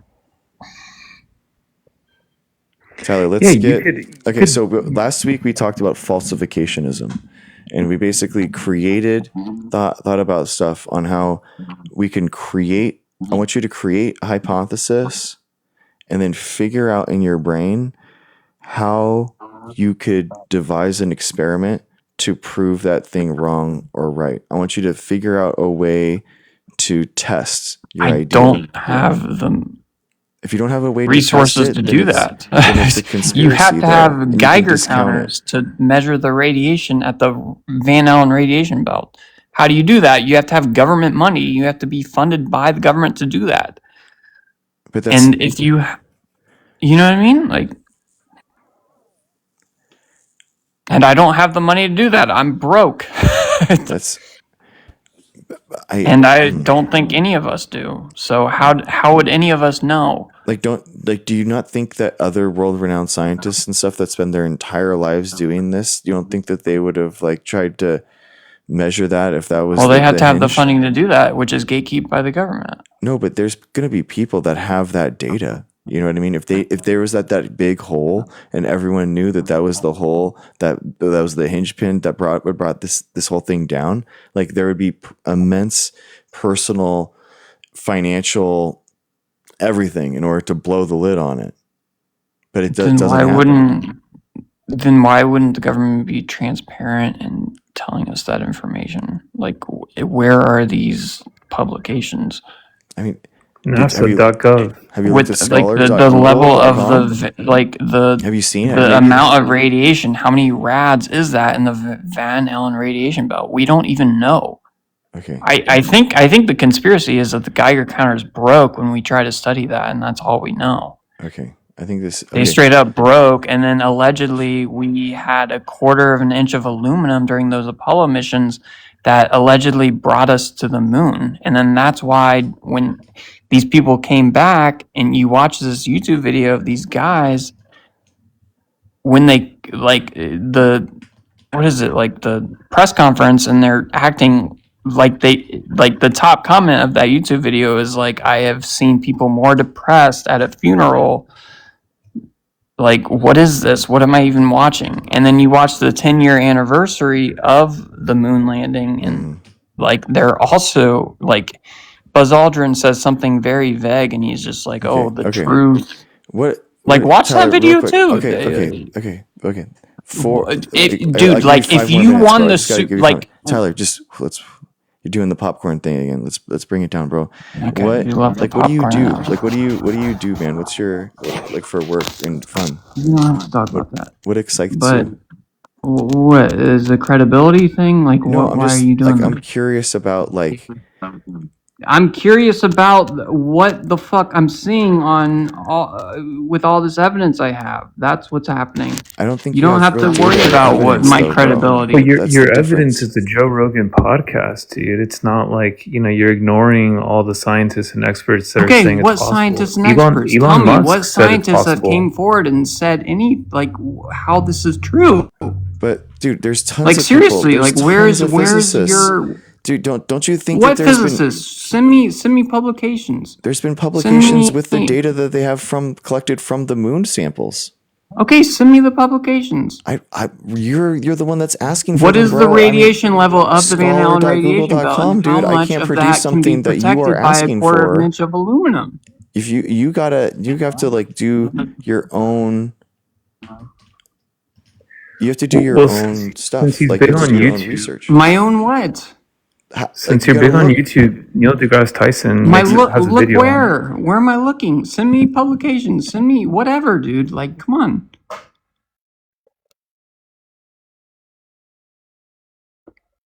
I can't hear you.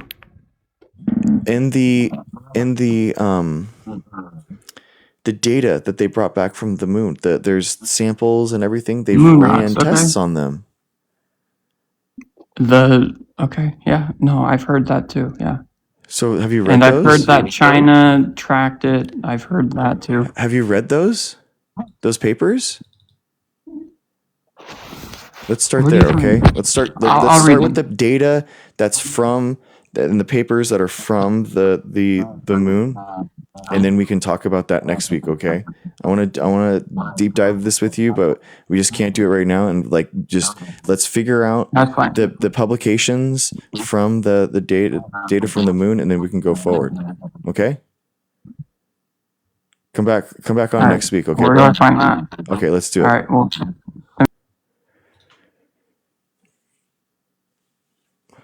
No, Steven, Hey, how you Ernest, doing? what's up, dude? It's about the process of him going out, and I want to see what he collects, dude. I want to go through it with him. If he brings something, an actual publication, we'll go through it.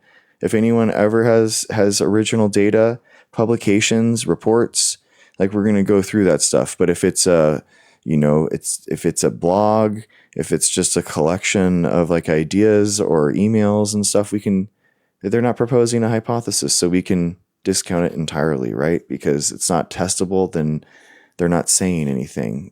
But I can't, we can't research it for people, because the part of learning is constructing that together. Sorry, Chance. What's up, man? How's it going?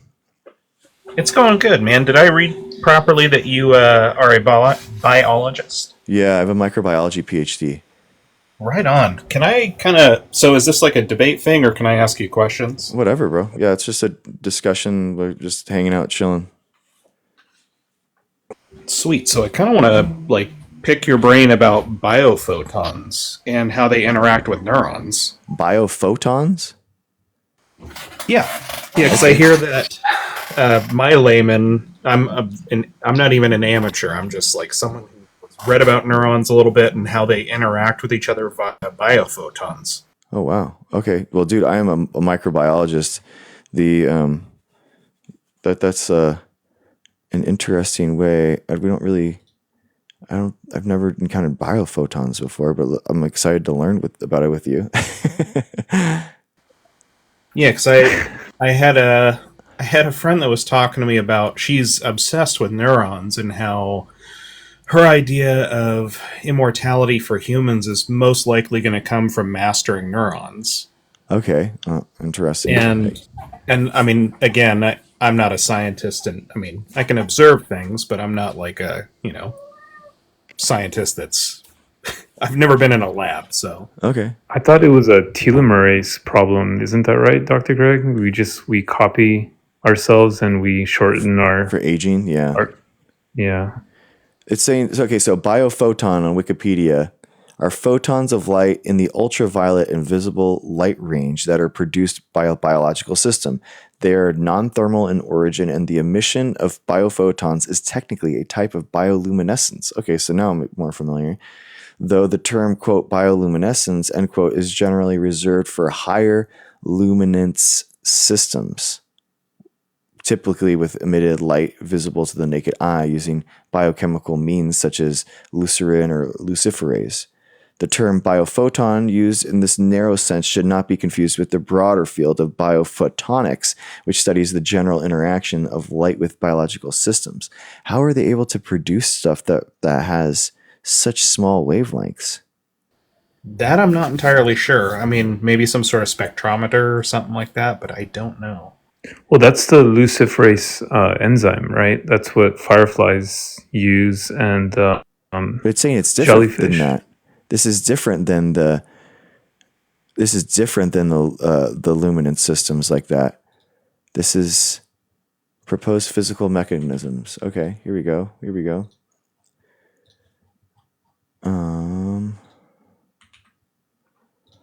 Let's see. Chemi excitation via oxidative stress by reactive oxygen species or catalysis by enzymes. Peroxidase, lipogenase is a common event in the biomolecular milieu.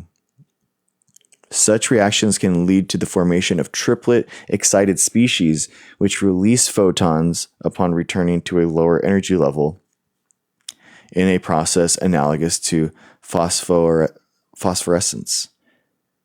That this process is a contributing factor to spontaneous biophoton emission has been indicated by studies demonstrating that biophoton emission can be increased by depleting assayed tissues of antioxidants.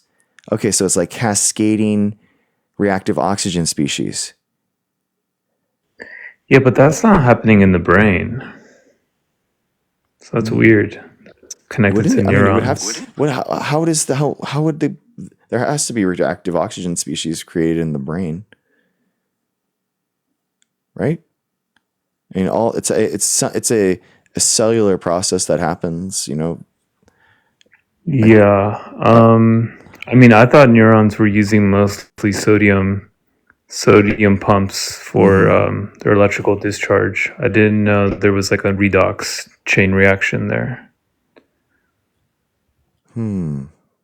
interesting. But this sounds like a very specific like triplet state like relaxation that I think happens. It sounds like there's an antioxidant. I don't know. It sounds like it's a more complex reaction. Whoa, this is crazy. In plants, imaging of biophotons from leaves has been used as a method for assaying R gene responses.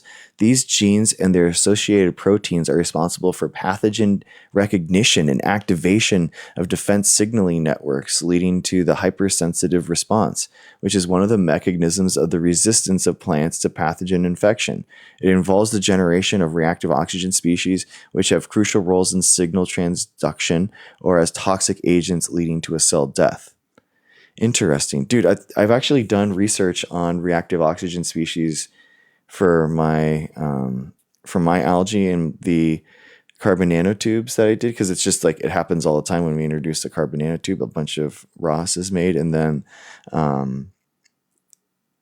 the carbon nanotube itself can be a sensor for reactive oxygen species too. So that's kind of interesting.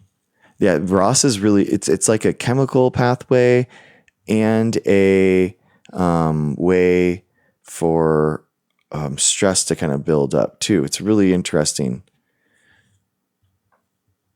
Do you detect a voltage in the carbon nanotube or? It's emission, excitation and emission. So you shine a laser at it, and then with or without the presence of the oxygen, it'll, if the oxygen's bound to it or whatever, it'll shift the wavelength. So that you excite it at one thing, because that's the amount of, you know, those carbon clouds basically that are creating in that hexagonal shape, and then they emit at a certain wavelength, but then in the presence of other things, they'll shift and they'll emit a completely different wavelength. So you can like shine the light, see them, they're like 500, and then you add the ROS and now they're at 550. So you can actually, with a confocal microscope, like zero in on just the 500 and the 550, and you can see them like shift over. It's pretty wild. It's like a dose response and everything.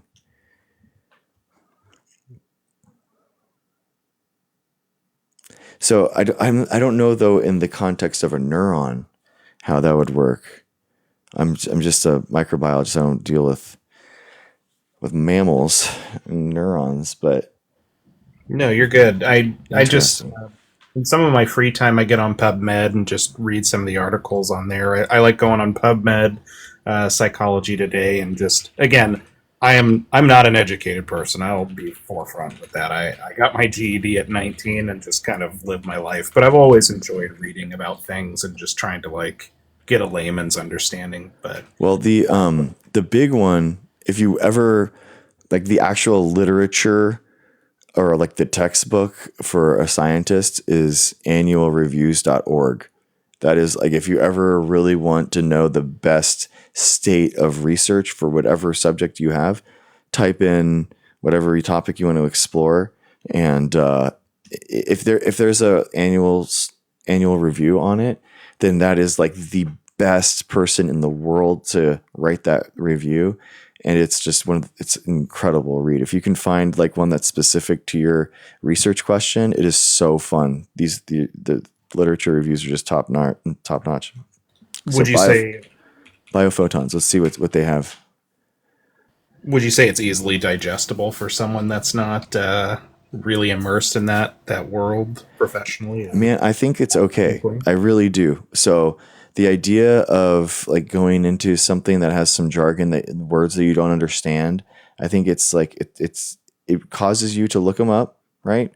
But it also expands your knowledge base, and I think it's okay to read things at a slower level and really understand them a little bit more deeply than just like dumb this down towards me, you know? And there's one that kind of like what we were talking about, engineered nanomaterials for biophotonics applications, improving sensing, imaging, and therapeutics. That's cool. So some of them are they're going to be access dependent. So, Sci-Hub is a good place to get it, so you can get it for free there. I love it when academics use Sci-Hub. Yeah, you have to. Dude, I've had to use Sci-Hub for my own papers. Elsevier would gatekeep my paper from me. I don't even have like a copy of it or a way to like download my paper.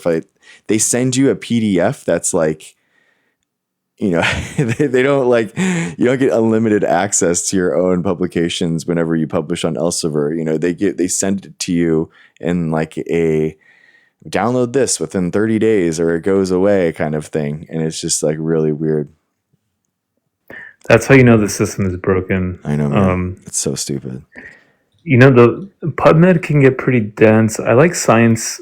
I like reading Science magazine, although it does get a lot of like criticism as being kind of like the cloud chasers of science. But there's some legit science there. Dude, CNS, Cell, Nature, and Science are all incredible, top notch.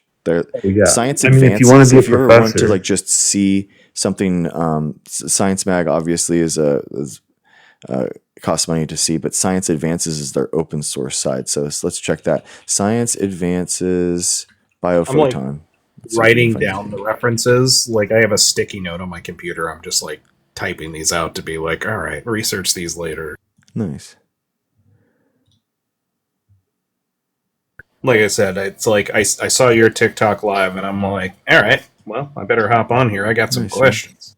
Dude, yeah. Science Advances, domain morphology, boundaries, and topical defects in biophotonic gyroid nanostructures of butterfly wing scales. Oh, this is cool. I'll put it in my threads, my show note threads. QFK, you gotta chill, bro. It's good. It's okay. Yeah, QFK is hilarious. Are you familiar with Michael Levin, Dr. Greg? Michael Levin, man, that sounds familiar. Yeah, he's someone in the chat was mentioning like simulation theory, but he looks at biological systems. He's a super big biology guy, and nice. Specifically pertaining to self-assembly of how kind of these complex systems form. Oh, is it the DNA nanostructure stuff? Oh, xenobots. Oh, I've heard of these. Yeah, I've heard about xenobots. Yeah. He's getting into like have you heard of the Game of Life or like cellular automata? It's made very famous recently by Stephen Wolfram, but the idea is that a very simple rule can produce a very complex kind of like structure. So it's essentially this like it's a computational game where you essentially say you have a bunch of cells, and then you say, okay, if your neighbor is a white cell, if your diagonal is a white cell, then propagate and grow another cell. And essentially it's a very simple rule that over thousands of steps produces like a very complicated shape. Kind of looks like the Fibonacci sequence almost. And what he believes is that ultimately all this like all this life that arises comes from very simple rules, which I guess you could see are the rules of chemistry, but they're essentially like he's kind of like playing with this idea that life, this whole self-assembly thing, originates from kind of these ground rules, which kind of suggests that we're in this like simulation, this game of life. But it's a pretty cool concept that has been getting a lot of traction lately, which I think is really exciting. That's cool. Cool. I wonder if that would indicate, like, does the simulation build upon itself at all? Like a black hole bleeds into its own pocket dimension and then builds another black hole and bleeds into its own pocket dimension, kind of thing. Like turtles all the way down, essentially, for layman's terms. Yeah, I like that. I've been seeing there's a popular paper that just came out, which a couple of scientists were looking at the DESI data, the dark energy spectral imaging thing, Was that from James? and they were essentially saying like this kind of makes sense if we live in a black hole, which I thought was really interesting, but it does kind of bring that recursive turtles all the way down thing. But of course, the Big Bang theorists are like really pushing back on that, right? And saying, no, it's, everything's classical. We're not in a black hole. If I may, just to and I have heard that argument, but I have also heard from, so we know of black holes, tragically being shown photos of them after Stephen Hawking's passing. I believe it was about 2 months after he passed, which was tragic irony, in my opinion. But I have heard of a white hole. So you've got a black hole where things fall beyond the event horizon. Nothing can come out of it. Light cannot escape. Nothing can, break past its gravitational pull. And you also can't see past it either. You can't see into it. Well, then there's the other spectrum of what a white hole is. Well, essentially, you get to think, when these stars condense upon themselves, they basically have like this gravitational explosion in the fabric of space-time. So who's to say that it's not producing a white hole that opens up into another pocket or dimension and spits matter from our universe into another universe? Thus, a black hole creates a white hole, or is the chicken before the egg kind of situation? Like, what predates what? If we're in a black hole, again, turtles all the way down. Dude, it's so tough to, the theoretical physics stuff is, I don't know, man. It really frustrates me as a biologist because I have to like prove things like with all these different ways and all these different experiments and all that kind of stuff. And I feel like it's just, people just throw out outlandish theories like maybe this is all a simulation or something like that. And I'm like, what? And then they'll get like a 60 minutes, hour-long documentary on it. And I'm like, dang, dude, like there's like really cool actual science that's being done right now that is having actual tangible impacts on people's lives. And we're like, this guy ran this equation sideways and it, showed this. I mean, that's being hyperbolic, obviously. Yeah, QFK, bro, I'm sorry. I had a jiu-jitsu competition today, guys. I'm out of it. I did good. I won my first match ever. I'm excited. But I just don't have the energy for you, bro. I'm sorry. Was it a gi tournament? Yeah, it was. San Diego Nice. Open. What did you win with? The first one Like, I won on what- points. The second one was really close. I got a sweep into a single leg X, and I almost striked for a strain ankle lock, but he grabbed both of my collars and pulled himself forward, and I couldn't really stretch out I looked back at the video, and his face was starting to change, man. I wonder if he tanked to that straight ankle like just a little bit, but he didn't tap, but he had me in a Kimura for a little bit, and they're both of them really, really fun matches. So it was cool. We were like going back and forth. I've competed one other time, and both of those matches were whirlwinds, man. It was so quick and intense. I didn't know what was going on, but these matches, I felt like I had my game. I was in the zone. It was fun. So yeah, it was a really big day. It was really fun. Yeah. Well, I just wanted to give you guys some things to kind Cool. of think Thanks, about. man. Yeah, I wish I could say more. I linked my show notes for the science mag one, and then the annual reviews. But at least the science advances stuff.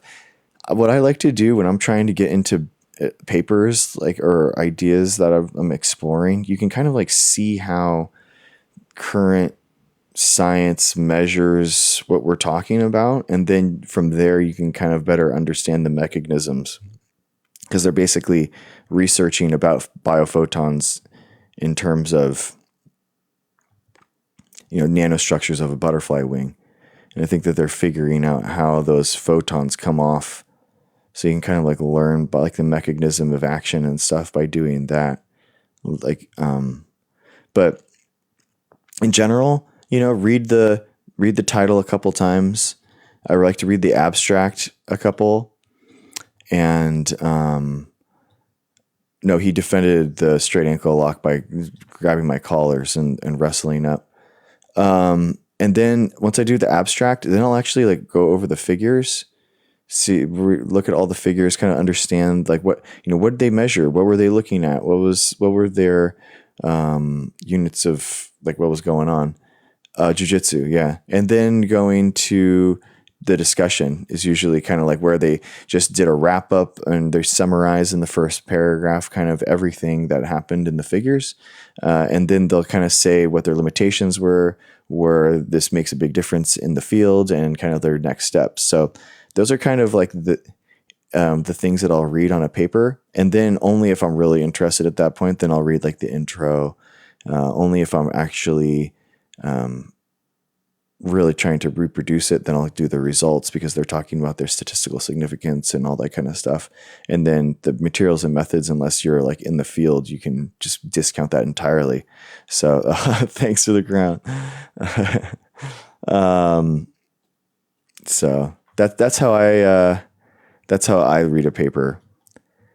But I'll read 90% of titles, 50% of abstracts, 15 to 20%, maybe 10% of discussions. It's not that much. You can kind of tell pretty much instantly after the abstract whether it's not worth reading. So I wouldn't feel sucked in. You just kind of dabble, see what the field's like, see what people are doing, and then that can help broaden your knowledge. And then that jargon starts kind of disappearing. So reading 10 papers and they're kind of all saying the same kind of language and stuff, you don't have to, look up everything. So. Awesome, man. Thank you for the resources. A Yeah. pleasure chatting with you. And you guys have an awesome night. Yeah, you too, man. Ask a scientist what? I don't know. That's a good question. I'm gonna get headed soon, but I wanted to say one last thing. Yeah. Have you read Erwin Schrödinger's "What Is Life" essay? It's free online. It's a really good bridge into the physics biology space. But he kind of writes his essay on, he's a famous quantum mechanicist, and he essentially asks what is life, right? And he's trying to answer it from a physics perspective. And it kind of breaks his brain. He's kind of this should not be possible because of all the order that comes with with biological systems. And so he says the only way that this is possible is that if it creates more disorder, but that disorder is not something that is immediately obvious, right? And I think what he starts getting into is metabolism, and even if you extrapolate that further, it's okay, well, why did consciousness kind of evolve, right? And if you continue with his thesis, it's well, consciousness could only evolve to increase entropy, to produce more heat into the universe, right? And so it's really interesting when you keep extrapolating that, because it's okay, with AI now that we're using silicone consciousness, right? Or sorry, silica-based consciousness. It's just we're seeing this consumption of more and more energy and heat, and it kind of gets pretty wild when you start kind of looking at the evolution of biological life. And I often wonder if all of this stuff with like blockchain and AI is just naturally a part of this evolution, right? Interesting. Yes. Yeah, so really, really interesting paper. I mean, people extrapolate it and get kind of crazy. I know what you mean about like simulation theory gets pretty Yeah. wild. Like at one point in time, I was like, well, is that crazier than flat Earth theory? But then now I'm like, well, it kind of is pretty cool from the perspective of like really deep fundamental physics. But at the end of the day, I know what you mean. It's like we got so many problems here on Earth that like, yeah, asking if we're in a simulation feels pretty insane. But Yeah, it's like we can't even figure out. We're just like creating new terms for gods of the gap, basically, right? Where we're like we have these holes in our knowledge, and now it's like we have to invent new ways of discussing that. When I don't know, I think as more and more people lose religion and stuff, they like cling to why are we here questions more, with our frontal lobe, and we're trying to before humans evolved to have religion, and we're like post evolution for religion now. We don't really, our brains can kind of I mean that specifically, like humans invented religion through evolution because you have religiosity selected for within a population because people share their resources with one another, right? And you're more likely to give to one another, look after one another. And now we kind of don't have that. We don't have that need. So I think people are kind of like creating their, what's the 21st century religion kind of thing, and it seems to be kind of like well, this. it's stuff. interesting because you're right. Like it's a really good coping mechanism for everything. And when I was in my 20s, I was very comfortable with the scientific framework for everything. But then I think when I got into my 30s, I started kind of freaking out a little bit in the sense that I started realizing like, wait, what actually is this? Like, how did this? And then when I saw the 14 amino acids discovered on that asteroid, I was like, oh, dang, this is not unique, right? This is like no a way. really common thing in the universe. for sure. And why? Like, and so that question started really hitting different as I started getting older. And now I'm kind of wondering, like, well, and I also experimented with alternative chemistries that made me really think there might be more to everything than can be measured with scientific instruments, right? Not like other dimensions, but even, or maybe other dimensions, but just like, like what happens through a black hole, or stuff that we don't know, right? Like there's a lot that we don't know. For sure. But yeah, I think that's fine. And I guess that's the fun part about science is like not always knowing, but always trying to figure out a new experiment to test the next knowledge gap, right? Try to figure out like what's the missing step for the next thing, so we can make the next giant. So then that we can jump on those shoulders, and then we make the next giant, right? What's up, Unfolded Laundry? What's up, man? Hi, Greg. How you doing? Good, man. I'm doing well. Thanks for asking. Sick. Well, I'm gonna dip out. Okay. All right, Nico, have a good one, bro. I'll disconnect you. What's up, dude? I'd like to just. I'm not here to challenge you. I'm just here to ask questions. All good, bro. Yeah. Ask whatever you want. It's whatever. So, just about odds. Let's call it odds. Like the probabilistics of whether or not the complex life spawned from an intelligent designer versus natural occurrence. Okay. the I can only assume that you've looked into the probabilities, correct? So the thing is, with this kind of line of questioning, I have, and the problem is like, let's say like this poker chip, okay?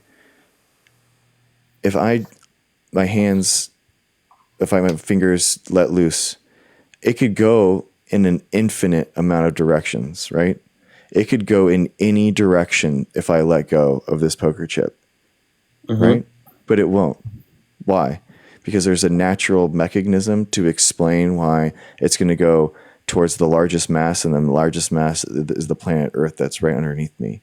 So if people think about life or evolution in a way of all the different mutations that need to have happen, and we have DNA polymerase being 1 in a billion, and then the genome is this big, and then how many mutations need to be having to happen, and then do those numbers, and we're talking about a googolplex of 1 in a googolplex, and that's just, I mean, that's just not how. No, it's not actually. It's not a googolplex. It's Okay, whatever it is. I mean, it doesn't matter.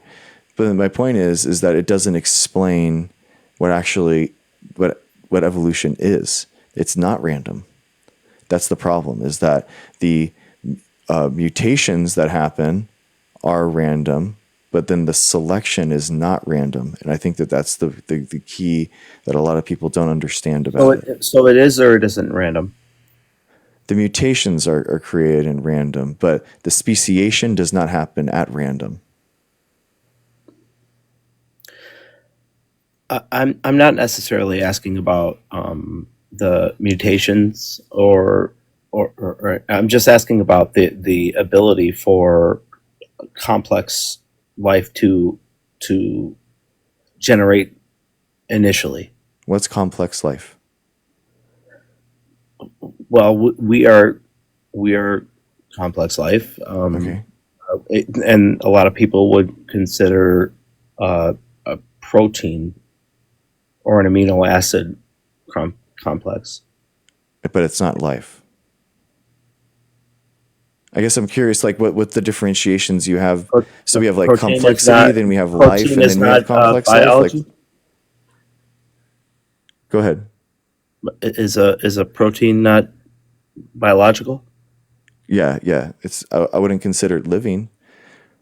I would consider it like as a. I mean, it's not very complex. I mean, it matters what protein it is. Well, I mean, I guess I guess it's interesting to say I wouldn't consider a protein complex. That's certainly an interesting thing to say. I personally would consider protein complex, or I would consider amino acid complex, and I'm sure a biologist or a chemist would consider both of these things complex. Okay. When you look at them at a molecular level, wouldn't you, as a Okay. scientist? I was just talking about like the differentiation between life and complex life that you had alluded to before, and the guise of like how these things evolved. And I think that you're making a stepwise argument where it's like we had normal life before, and then you had complex life evolve afterwards. Am I right? So, just going back to the first question that I asked about the probabilistic nature of complex life occurring versus it naturally occurring versus an intelligent designer. Okay.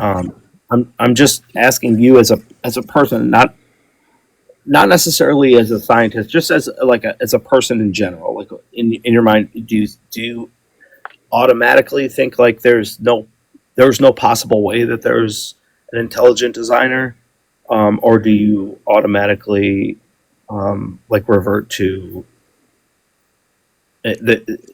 I'm just curious of your mindset. I mean, I don't think about the probability of things that have never had anything shown any evidence for. So like, what's the probability of a unicorn being real? What's the probability of a leprechaun? Do you know? It's like, well, there's no natural mechanism in order to explain that they're real. So Why would Well, I believe being in a them? scientist, you would also agree with like something like Murphy's law, right? Like anything that can happen will happen. You agree with that, right? I mean, like within nature and within mechanisms, sure, but there's not Well, like but supernatural, Murphy's like law doesn't. anything that can happen will Hold happen. on a Like second. I'm Wait a second. To be fair, Murphy's law doesn't specify with naturality. It doesn't. It doesn't say like within nature, anything that can happen will happen. It just says anything that can happen will happen. It doesn't say. It doesn't give a specification of uh, of. It doesn't give like. okay. It's not saying like within this constraint that only this will happen if this is possible. It says anything that can happen will happen. Does it not? Um, I'm looking it up on Wikipedia right now. Murphy's law is an adage or an epigram that is typically stated as quote anything that can go wrong will go wrong end quote.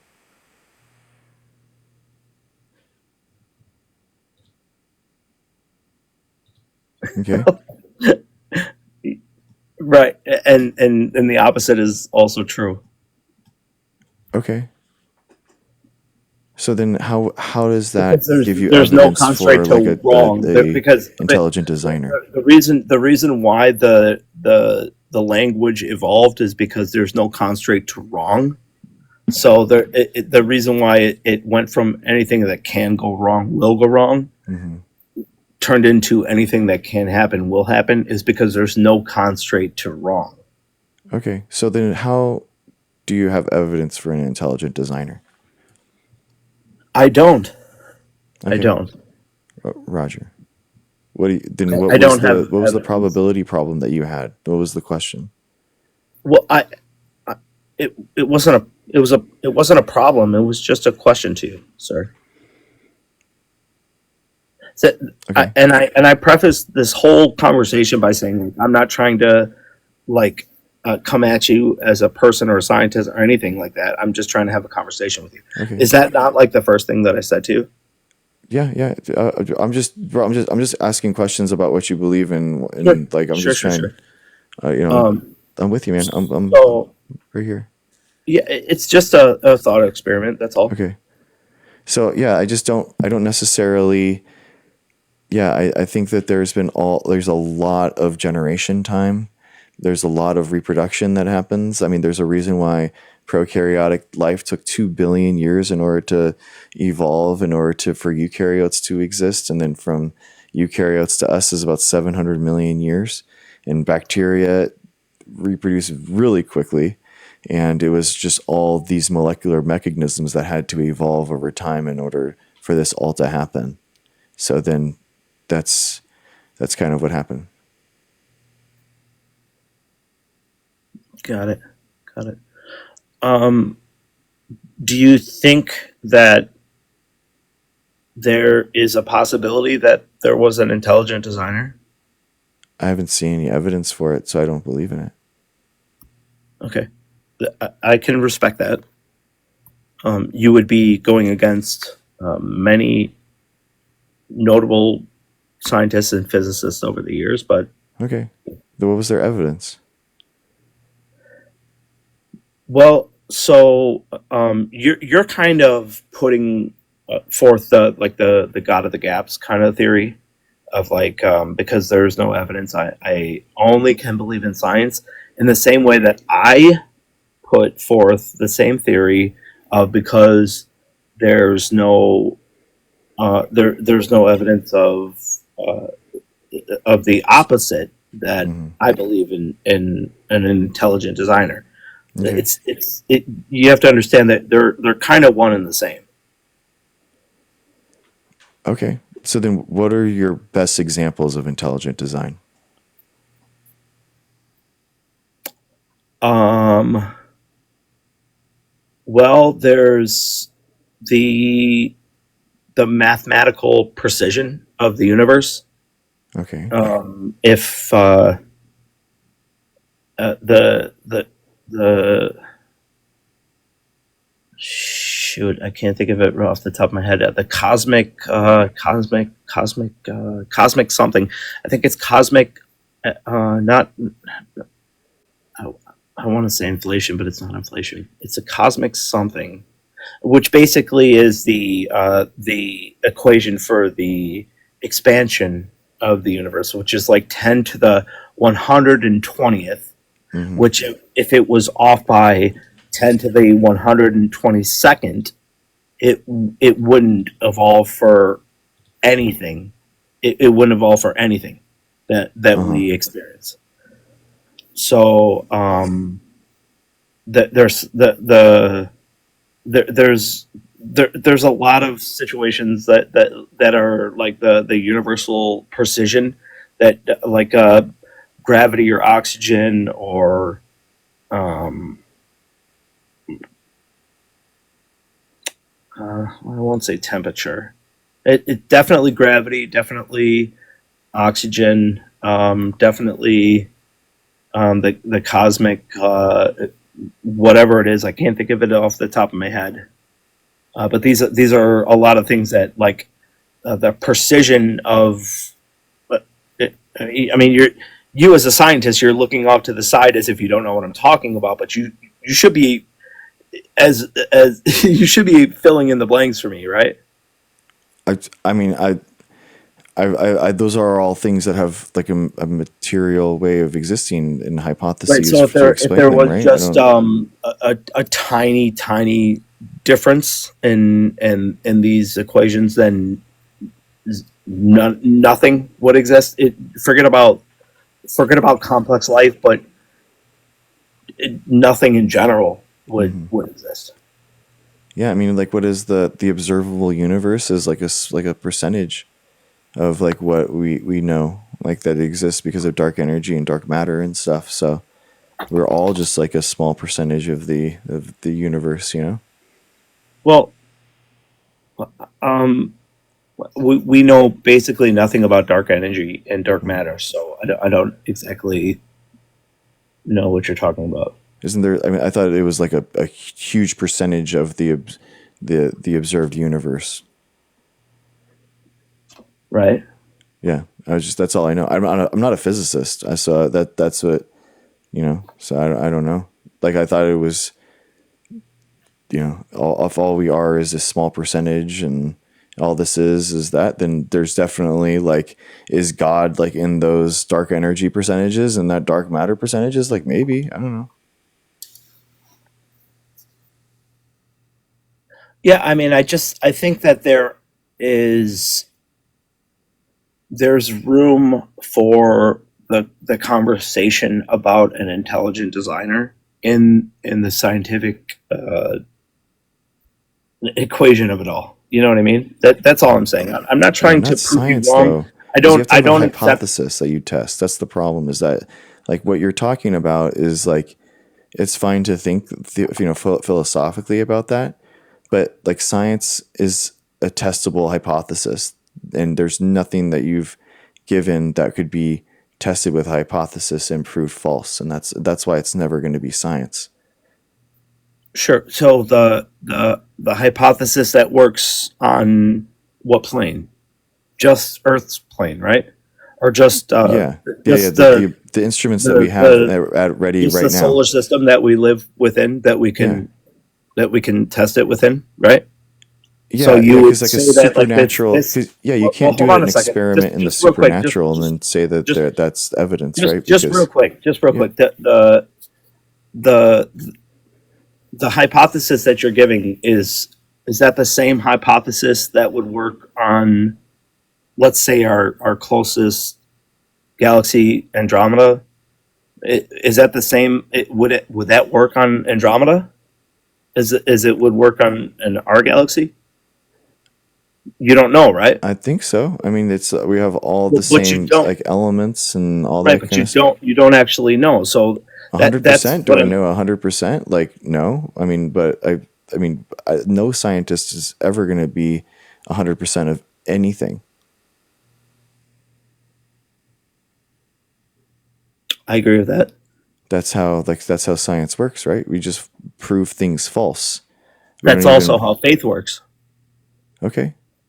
I mean, if that's at the end of the day, if that's just what's going to happen, you're just like, I just have faith and there's nothing that I can, then that's fine. But at the end of the day, that's just also not science, because faith can't be tested, right?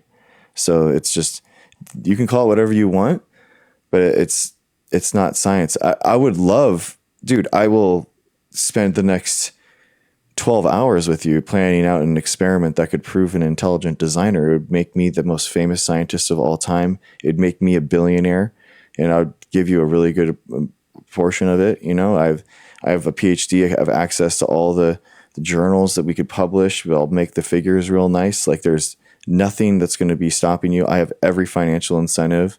I have every selfish incentive in order to do it. But it just doesn't exist, man. Like, I would love to talk you through how planning an experiment. Like, how do you think that we could actually test with material, like instruments, right, that exist in the material world, something that happens in the supernatural, so outside of those constructs? Like, how do we test that? Yeah, I mean, I guess we would start by defining material and supernatural, because so what you're saying that is scientifically proven is only scientifically proven in our current existence on this planet. Mm-hmm. But we know that we obviously know other planets exist. Yeah. And we're very well aware that other galaxies exist, and we are well aware of the universe. But let's forget about the universe. Let's just consider our closest galaxy. We'll talk about Andromeda. Okay. So do the same scientific constants exist in Andromeda as they do in our current galaxy? Yes, I think so. I mean, that's what all the the current hypotheses and things are saying, that you're going to have the same physics laws that we've kind of like demonstrated here are going to be working there as well. And your proof of that is the same type of proof that you have. Why would we need to but real quick, respectfully, your ability to prove that is the same type of, we'll call it whatever you want to call it.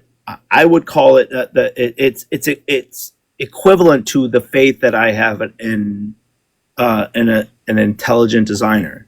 Okay, because let's say we no have possible way that you could ever prove that. You have absolutely no way of ever proving that. Let's say we have a wormhole and we could just transfer to whatever place in Andromeda galaxy that we would want, and we could test something in Andromeda, and then we could test something right now, like in my office. Like, what would be the test that would be so different? Like, is God or the special intelligent designer in Andromeda, or is it here and we're like proving that like the intelligent designer is on Earth right now and it's not in Andromeda? Like, how would we measure that? That's kind of the point that I'm making. Okay, so what would the experiment be? There isn't a possible experiment to make. Exactly. That's kind of the point that I'm making. I agree. It's the main thing that I'm saying is that it is as logical to say that there is an intelligent designer as that complex life occurred naturally. Okay. But like, how with the experiment to do the intelligent designer, like, how do we prove that like, wouldn't it? I mean, I can give you an experiment.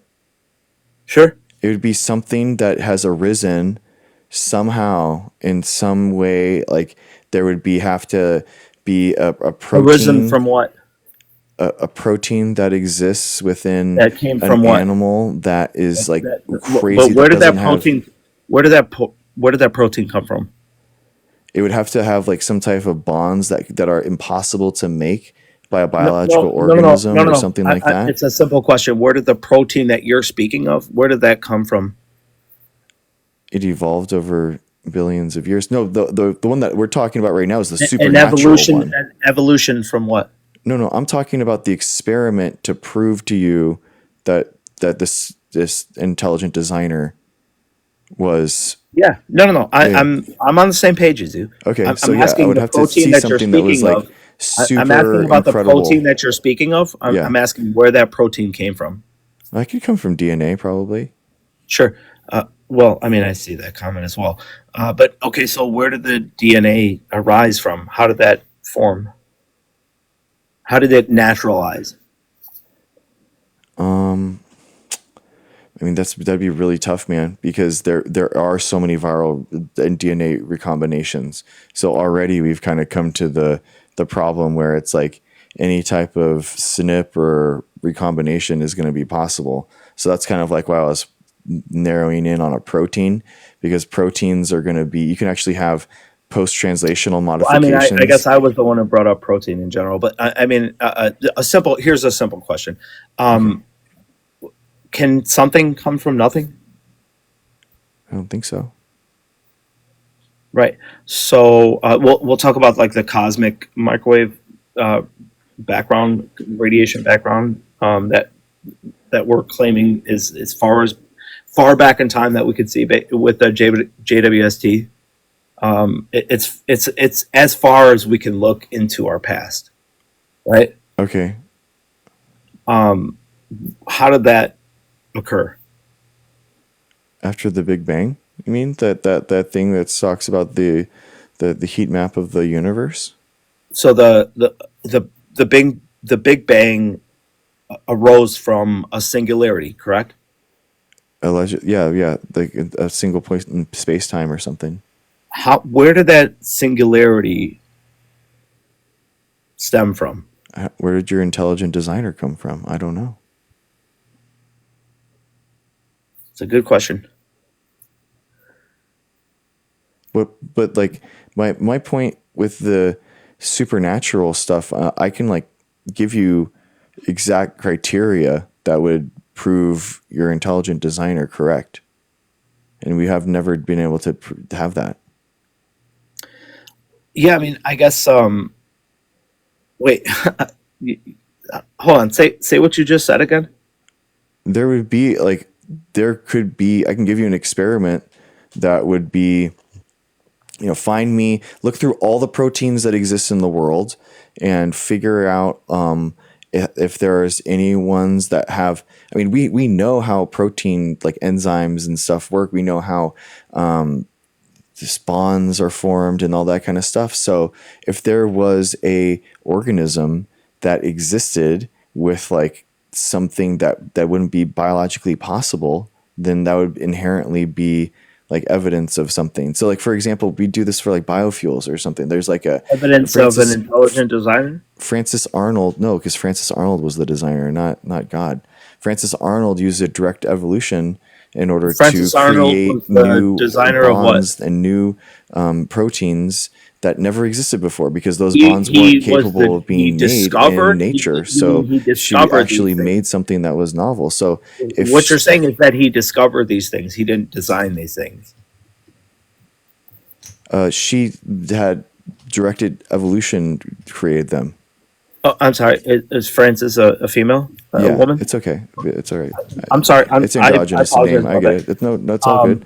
So, what you're saying is that she discovered these things. She didn't design these things. No, she specifically designed them because she wanted something, because they were really energy dense for biofuels. So she wanted that, like, it's like some trisulfide crazy thing that like there's so much power in this bond that like she wanted something really energy dense. So it doesn't exist in nature. That's why she had to make it.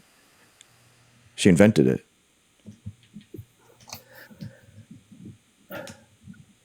Through directed evolution. I'm going to need you to run this by me one more time, because I just need to understand. I want to be on the same page with you. Yeah. You're saying that this scientist designed a specific form of what? I'm gonna look it up right now. I'm not 100. I want to be correct for you. So Francis I think that Arnold, what you mean to say is new that she discovered biofuel, this not specific form capable of of whatever it is being that you're formed in talking about. nature. Well, Not she's a that she chemical designed engineer, it. so it's not necessarily going to be like biological. You can do directed evolution with chemistry. Sure, sure. I mean, I think that the question goes back to what I originally asked. It was probably within the first 30 seconds that I came into your live. I Okay. asked you a question about the probability of natural occurrence of complex life versus intelligent design. So I'm going back. I'm going all the way back to the singularity, and I'm asking about whether or not something can come from nothing. Here we go. Sorry, just one second here, just so I we're think all on the I same think page. one of the fundamental. I think it's is the second law of thermodynamics, or that what third or first, or one of the laws of thermodynamics is that energy cannot be created nor destroyed. So I'm just curious Yeah. So how. here we go. Here's the Well, at hang tight. I'm Caltech. just curious. I'm just curious if these are scientific laws that are set in place. One of the laws of thermodynamics, I think it's the second, if I'm not mistaken. Entropy. Right. So energy cannot be created And nor destroyed. yeah, that's the first So one. And then how is it? entropy is How is always it that increasing. something? So how is it that something can come from nothing that completely contradicts? That's not what that's not what she did. Something didn't come from nothing. That's what that's the fundamental misunderstanding. So So help me understand it. if you have a string Help of me understand A's, that.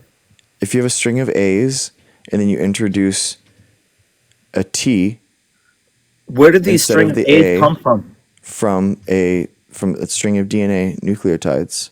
Right, but your premise is that you have a string of A's. Yeah, I'm asking exactly. where this string of A's came from. It's there. That's the From nothing. hypothetical. From nothing. So your premise No. is that the string of A's came from nothing, right? Dude, but that's They just, or no, they always we're, existed. we're in a They thought were experiment infinite. because I'm trying to talk to you about how new information is created in this type of evolution. Like basically you have a string of A's and then you introduce a T as a mutation. So you go from zero T's to one T.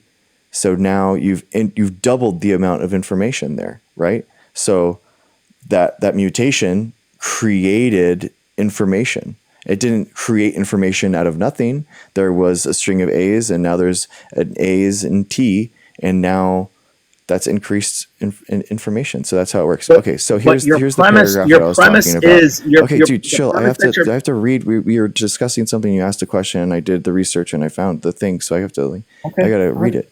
At Caltech, Dr. Arnold pioneered methods of, quote, directed evolution to create new proteins not found in nature. At first, she followed established practice, attempting to induce specific mutations in DNA molecules to achieve predetermined results. She came to realize that this process could expand decades of work without achieving any significant results. Instead, she chose to induce random mutations, screen the resulting enzymes for the sought-after properties, propagating the best candidates, inducing more random mutations, and screening again, allowing the natural process of evolution to lead her to her goal. Manipulating the evolutionary process, Dr. Arnold created new proteins in the laboratory, just as animal breeders create new breeds of domestic animals. Publication of Arnold's work in 1993 created a sensation in the scientific community and placed her at the forefront of her field. So it's like a biopic thing. I'll put it in the show notes if anyone wants to read it. So she is like creating through chemical engineering. She is creating new information and new bonds. How about let's shift the topic. Can I ask you where does consciousness come from? I have no idea, man. I'm a microbiologist. I have no idea. All right, so Our we'll go back brain to for sure. well, all right, forget about consciousness. We'll go back to the original topic. Okay. The the premise that you're making is that the string of A's just always existed, right? Just in that thought experiment, man. We're you got to be able to like spitball and I go around with hypotheticals with me. Otherwise, we can't really have a conversation, right? Because then it's just Well, I like, mean, I'm asking the same of you, am I not? yeah, yeah, Fair. That's fair. I think we've come to at least a little bit of an agreement. okay. So in my guys there, and what I was talking about, we could prove an intelligent designer or God if we had if we had proteins that were not able to be created in nature somewhere in an organism. It'd be very easy. So the question that I have about a person who, and I'm not saying you are this person, but the question that I have to a person who thinks that it's impossible that an intelligent designer exists is that if you're all if you're only relying in science, that's perfectly understandable. I get that. Where does the where does creation begin? And it's an infinite stream, because you'll say that well, it began here, and then that the contrarian will ask, well, what happened before that? And then that person will say, well, it began here, and then the contrarian will always retort, what happened before that? It's a never-ending stream. Yeah. So my question is that is it more likely that there was nothing, the true definition of nothing, and then there was something, or is it more likely that there is an intelligent designer involved? I mean, I just think about it and like, how did I know what I was before I was alive? I don't know. Like, where was I before I was alive? I don't know. Where am I going to be after I'm dead? Probably the same place where I was before I was alive. It's immaterial. I can't think of it. So it's just that's just what it is. There's no evidence to show that. I mean, you basically, so a lot of intelligent designers, they'll kind of go through you'll have like a clockworker's fallacy and stuff like that. You're just like wandering on a beach, and you all of a sudden you see a clock there, and then people ask, well, who built the clock? Someone had to build the clock. And that analogy is for an organism, where an organism is really highly complex. And that's what I was thinking that you were alluding to before, but you didn't really want to get into it. So I'm happy to. But I think that the complexity of that clock and stuff, the fallacy of that is that there isn't a natural mechanism to explain clocks showing up on beaches, but there is a natural mechanism to prove that species arise from natural ways through evolution.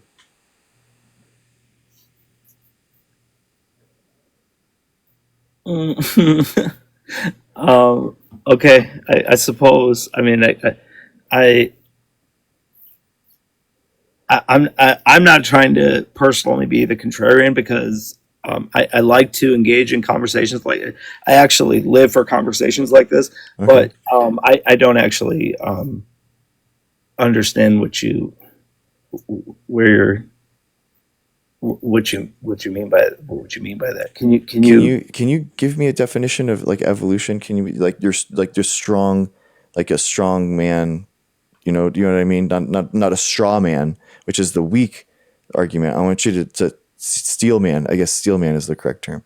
Steel man, the evolutionary path. Like how does that work? How does evolution work?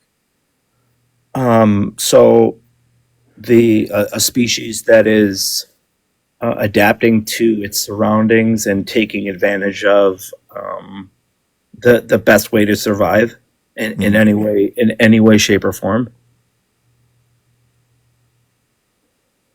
Whatever it takes to survive, whether it be growing gills, or whether it be growing lungs, Okay. or feathers or wings, or whatever it takes for that specific species to survive in its particular environment. It's doing anything that it possibly can. How do individuals evolve or do populations evolve?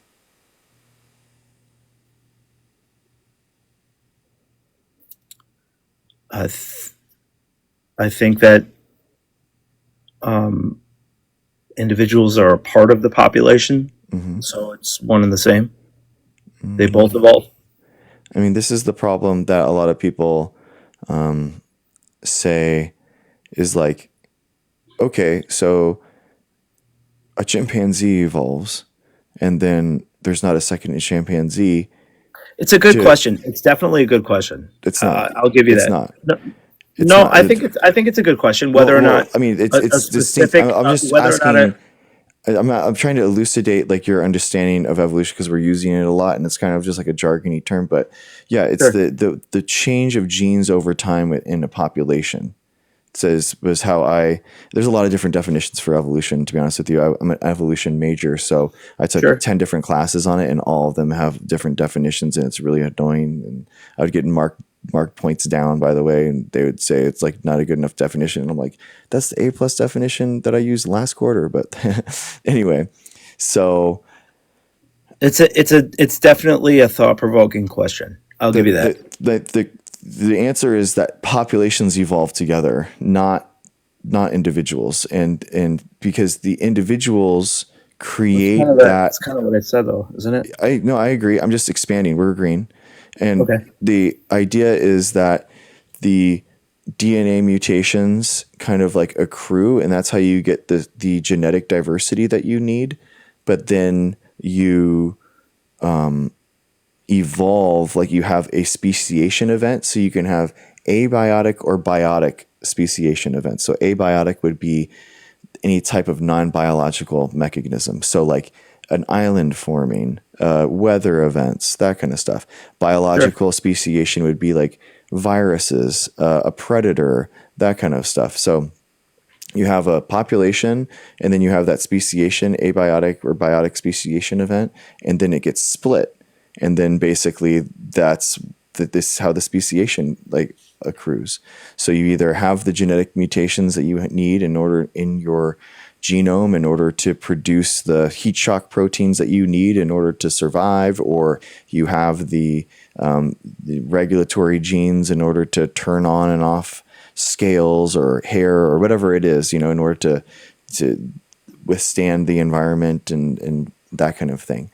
So that's how evolution works. And a big misconception is that there's micro and macro evolution. So micro evolution being like, oh, it's just antibiotic resistance, and because we see that every day, right? We see that with microbes and stuff in antibiotic resistance bacteria. So even the most ardent anti-evolution Christian apologists will still say, okay, yeah, microevolution does exist, but macroevolution doesn't exist that creates like humans and chimpanzees and stuff like that.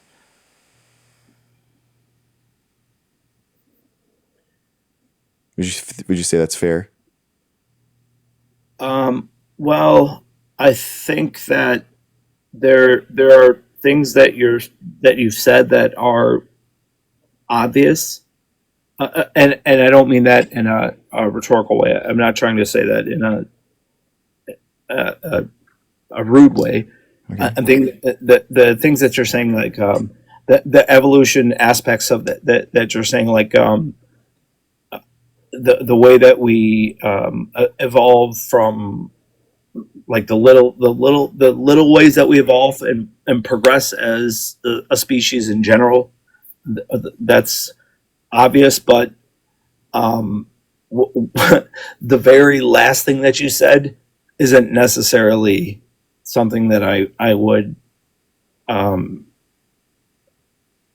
It's not something that I fully disagree with, but it's also not something that I can get behind, because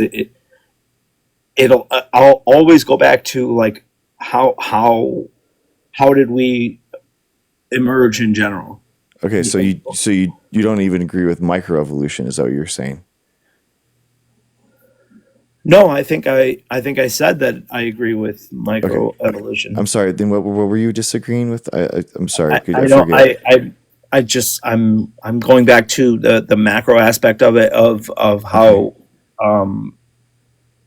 complex life emerged. How whether did it complex was- life emerge? What was the My process? opinion is that complex life was given by an intelligent designer. That's my personal thought process. That's just me, How? because I can't make sense of something just emerging from What nothing. What if Because- the intelligent because- designer because designed us because through I do- evolution? The funny thing is that my trust in science is what gives me my faith in an intelligent designer. It's actually contradictory, but almost not, because I don't believe that something can emerge from nothing. Okay. I just I don't see how that's possible. And I know a lot of people will say it's like the God of the gaps theory and that kind of thing, but I just don't understand how. And I'm not saying like I have limited knowledge. I'm just saying that there's actually nobody who's been able to make the argument from something emerging from nothing. There, What- you how- can't. how No, none of in the entire history of the planet, every single one of our brightest minds, nobody can explain something emerging from nothing. It's just. How did the intelligent designer work? Can you explain that process to me? Well, that's you're asking a natural being to explain the supernatural at that point. Okay. So then, Do you think that there's a possibility that there will always be something that human beings won't be able to explain? I mean, there's so much that we can't explain right now. I mean, we every question that I had going into my PhD, I had 20 at the end. But the intelligent designer Right, but is let's creating. take into effect two different natural laws. We'll take One into second. effect Murphy's I want law. to talk about your thing. I want to talk about your intelligent designer. Hold on, real you've quick. asked a lot of questions. I want to ask you a question. Okay. We'll take into effect two different laws. We'll take into effect the once again, I think it's the second law of thermodynamics, which is that energy can't be created nor destroyed. So something cannot come from nothing, and then combine that with Murphy's law, and you just when you say that there's anything that can happen will happen. I want you to explain to me how how you say as a scientist that it's more probabilistic that something came from nothing. Because of evolution. Right, You can have chemical evolution. doesn't- You can have evolution DNA-based doesn't- evolution. You can have speciation from natural selection. and that's perfectly fine. If you were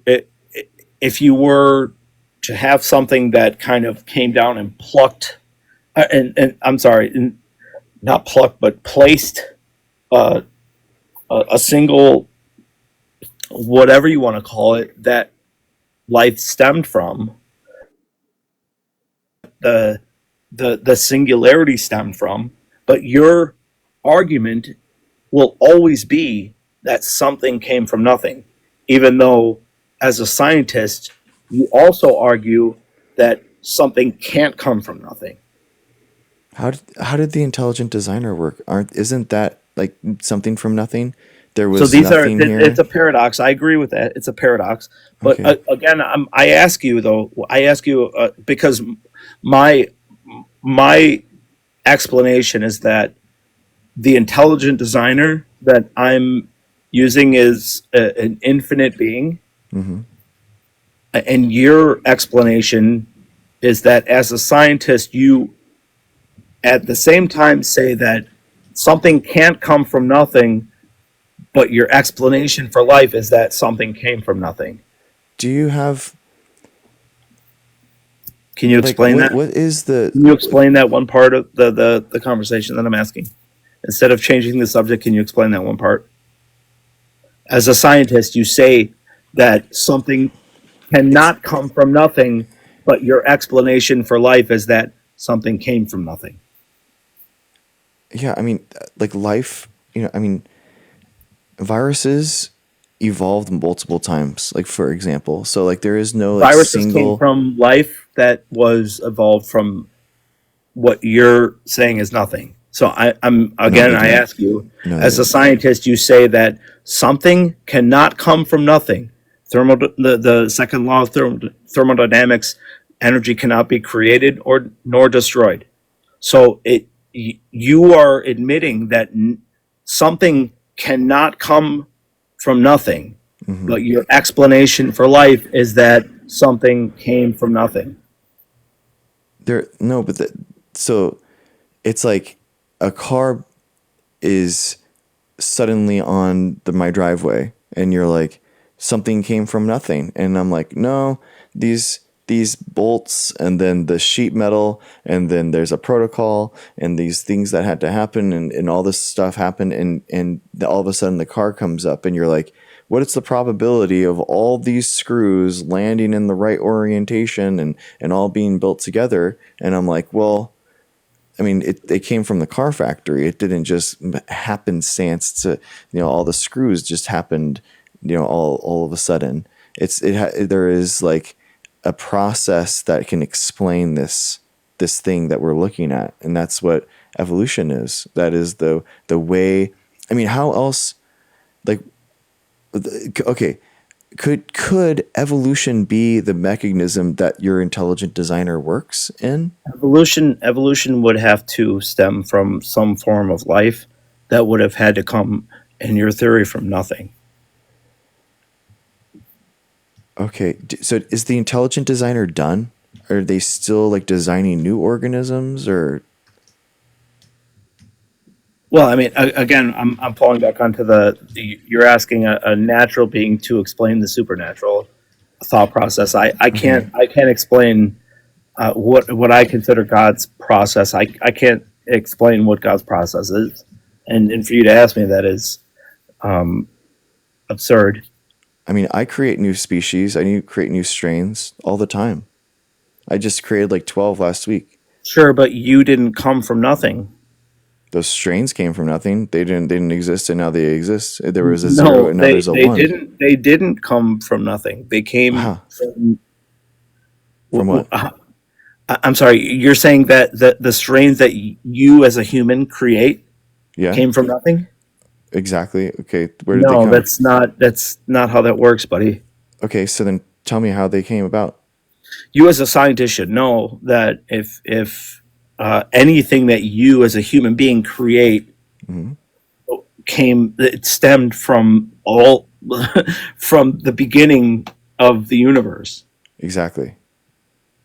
Exactly. Right. So it's Right. not So we're it's going not back to the random. beginning of the universe, So right? it We're going wasn't back to it, this argument. and I'm not. No, you're making my argument exactly right, which is the whole point I don't is think that I it's am, not buddy. random that I created a strain that just existed. It was an intentionally like I use evolution a lot. Introduce genes, and we do all the type of like natural selection that we see, and that I use evolution all the time in my job. So it's like it's a mechanism that we use in science, so it's real.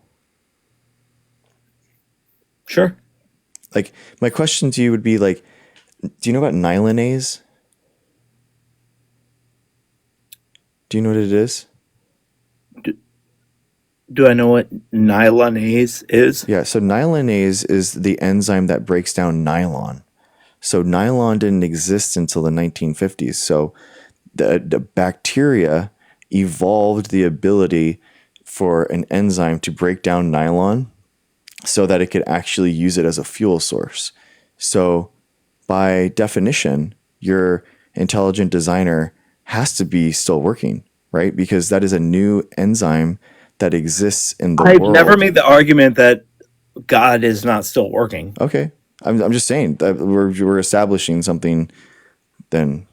So, I mean, a lot of people don't believe that, dude. I mean, they think that he's on a break and he's waiting to come back. The fact that you think that God's still here tinkering around is like kind of radical, I feel like. I don't think that's radical at all, actually. Okay. I think that the vast majority of people who believe in God believe that God is and always will be, has been and always will be. I don't think that anybody who believes in God thinks that God is on a break. Okay. I think that's something that you just Okay. fabricated. Okay. So is like, when did the intelligent designer of like other religions, like how much is it we're given, like, you know, Zeus, like how much percentage is Zeus getting in your probability? Because you're talking about probabilistic. That's a great question. That's a great question. It's not something that I personally can answer. Okay. Well, I mean, I could answer it based off of strictly my own personal beliefs. Okay. And it's go not for it. something that is going to translate across the planet our planet, right? It's not something that every person on this planet is going to agree with. But one thing that you as a scientist say is something that all scientists agree with, and that's something that I'm challenging. So the laws that you're presenting suggest that energy cannot be created nor destroyed, but you also say that energy came from nothing. I'm not saying that you keep saying that, but I'm not making that argument, man. Okay. That's not how evolution works. It's just like, I'm not saying that's how evolution works. Evolution would have come from what's your theory? Primordial soup? Yeah, I mean the whole globe was like in a totally Is there different any spot. actual evidence for primordial soup? Yeah, we can create nucleotides from putting like all the gases in the air, and then we zap it with lightning, and we can create the building blocks of life. The Miller-Urey experiment. I think they've just recreated it in the last like 5 years. Let's say like the scientific theory, like the what is it? The scientific theory, or the I'm sorry, am I saying that right? The Miller-Urey experiment. I'm going back to like freshman. Miller-Urey experiment was an experiment in chemical synthesis carried out in 1952 that simulated the conditions thought at the time to be present at the atmosphere of the early prebiotic Earth. It is seen as one of the first successful experiments demonstrating the synthesis of organic compounds from inorganic constituents in an origin of life scenario.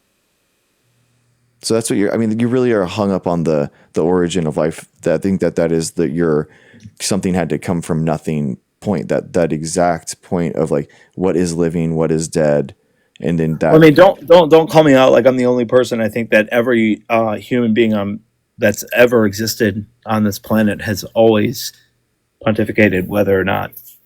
Oh, dude, there's like thousands of religions, man. You're not unique. I mean, I totally get it. Like people, I'm certainly not saying that I'm unique. Yeah. As a matter of fact, I think that I'm being pretty precise in the sense that I'm saying that there's a intelligent designer. I'm not exactly pinpointing down. Sure, Nico.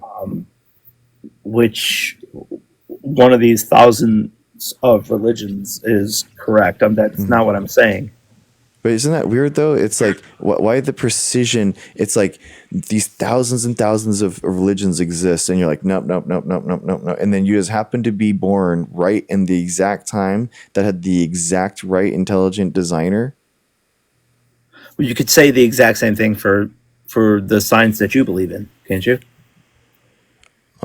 Yeah, but there's a process of changing and getting to know like our thought process and making it better. Because there was a certain point in time where, I mean, I hate to bring it up. I certainly don't believe that this is true. And I want to be very clear about this. I don't believe that this is true, but there was a certain point in time where humans believed that the earth was flat. Was there not? That was the and there was people like belief across humanity, right? Dude, there were religious people killing scientists because we thought that the religion wasn't real. I mean, can you imagine that?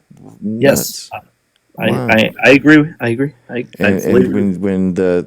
feel like it has something to do with like when the Catholic Crusades went in and like genocided thousands of like people that existed in these nomadic druidic like European religions, and it just so happens that like all the Abrahamic religions are alive, and that's what we kind of all believe in now, and it's just kind of like a weird imperialist like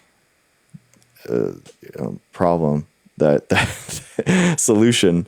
I mean, Nico, what was your question? Oh, I just wanted to say something.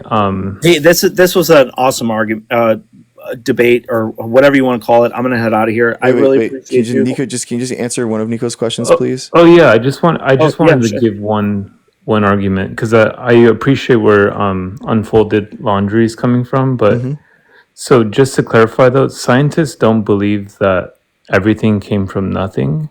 They believe that all the energy in the universe used to exist in one point, which is a singularity, right? And the evidence, the argument for that is that we can see this kind of blast explosion radiation from that initial thing. And so when you extrapolate it, it seems like it all came from a point. But there still is a lot of questions about that, right? The other thing I wanted to say is Murphy's Law is not a physical law. It's like a colloquial term used to just say, I didn't say shit happens. Shit goes wrong. It's not like an actual scientific principle. And you were kind of building this argument, which I've heard of it referred to as the fine-tuning argument, which is the probability of everything's insane.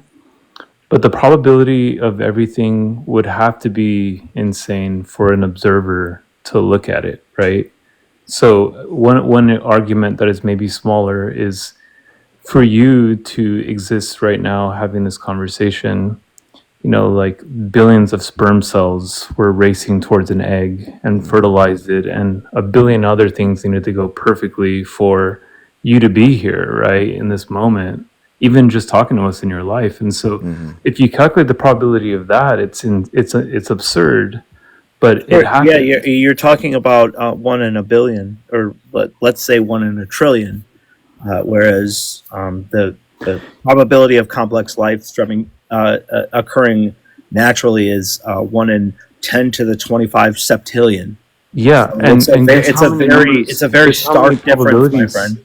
But there's a very stark difference. So 1 in a billion or 1 in a trillion is a very stark difference. But look, whatever number you're talking about 10 or 12 digits versus like 15 digits to 20 digits. Any number you can think of is tiny compared to infinity, dude. There's like like what Dr. Greg was saying. The number is actually arbitrary. Infinity doesn't have anything to do with anything that we're talking about. Yeah. Well, anyways, I don't know if we could win this conversation, or I don't know if there isn't any. It's not about winning or losing. It's just a conversation back and forth. I wasn't here to win or lose. I don't think you're in the mind. I mean, I appreciated the sentiment that you entered the conversation with, but I really think that you're not listening, which is fine. But I'm just, sure. I do think. Like I just said, it's not about winning or losing. It's just a conversation. It's a product or a challenging conversation between two people. That's all. I wasn't trying to win or lose. No, it's all good. You're all good, bro. Don't worry about it. Like so I gave you kind of like my experiment, the results that I would see in order to kind of like put me at least on the road to thinking that the intelligent designer was there. I mean, can you help me elucidate what the experiment that you would need to see for evolution to be real and your intelligent designer not to need to be like we'd not need one? What would change your mind? Give me the experiment or the idea that would like help change your mind, the evidence that you need to see. It's a great question. I honestly, I'd love to be able to. It's a great question. It's definitely something for me to think about. It's not something that I could answer right away. I honestly, I don't actually know how there's any, because in my mind, I'll always ask, okay, if you prove this, what came before that? Yeah. And if you prove that, what came before that? I will always ask that question. So I just don't, I don't ever see, and you bring up a great question. Okay, let's do that. It's Let's think definitely about something that, for me to and think then about. like next week or something, you can chop in and we can talk about that. Okay. Yeah, for sure. All right. For sure. Sounds I'd good, love man. that. Peace. Thank you. Thank you so much. All right. Puff pass. We'll do Travis first. Travis Crawford. He's accepted it. We're joining.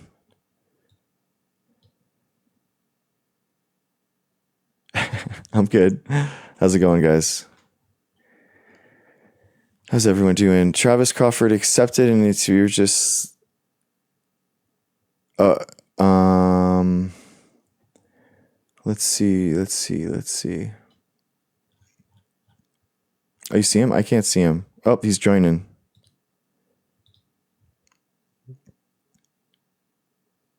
The red and the green are going back and forth, red and blue. I mean, yeah, there's a lot of evidence that I think that could be produced, like a rabbit that is in. Oh, okay, it didn't go. So, like, for example. Oh, thank you guys in chat. You're too kind. What's up, Puff Pass? What would be the evidence that you would need to see that to disprove evolution? I was thinking like just imagine like there's all the different folds of a geology, and then you just have like a rabbit bone or a rabbit skeleton just in the complete center of it, where you're just like, there's no possible way that it could have been like a earthquake or something like that.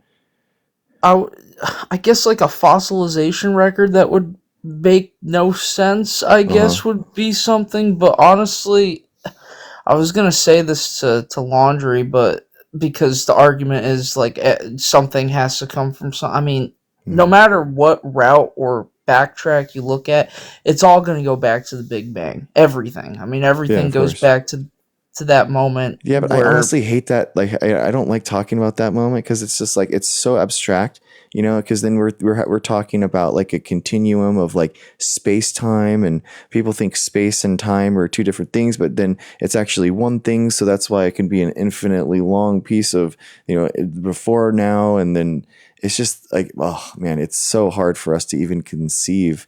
I feel like as biological organisms, we should have to like talk with like what's going on, you know, or, you know, what can we prove, or what can we talk about as humans?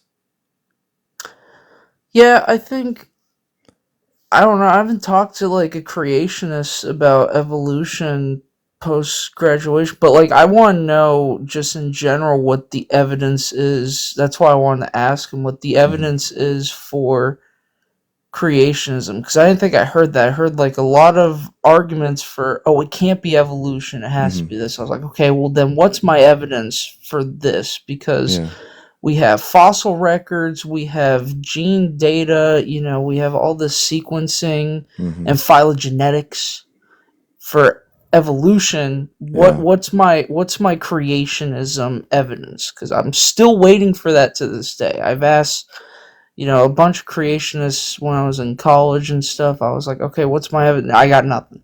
I Yeah. basically got nothing. Do you want a big beautiful baby? Yep, never mind. They're just growing up. Do you have any like questions that you were posing, or were you just had the question for him? I guess it was. I saw someone say that evidence is the Bible. I mean, I guess, but now we're like going off of historical records that doesn't really explain, scientific fact. I mean, you know what I'm saying though? It's like I don't know. Like I can't wrap my head around it personally, but that's because I took a bunch of evolution classes, I guess, and I saw actual data and did some of the procedures myself. Yeah, exactly. I mean, I remember I grew up Christian, and I mean, basically, my pastor, because I was like really interested in. I mean, dinosaurs are the killer, dude.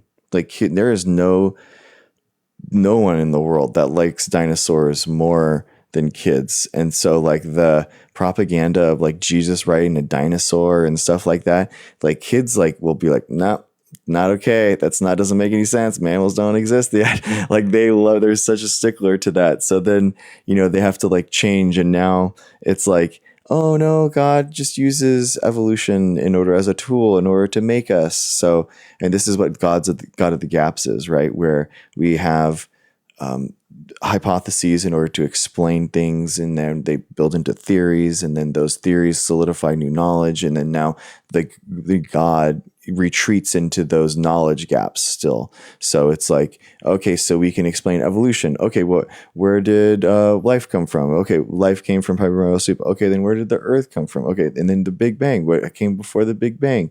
It's just like we'll never know some of that stuff, and it is kind of weird, but it's also like, isn't that what we should kind of say? It's actually the religious people that are giving you the Gnostic, the 100% certain that they know exactly what it is.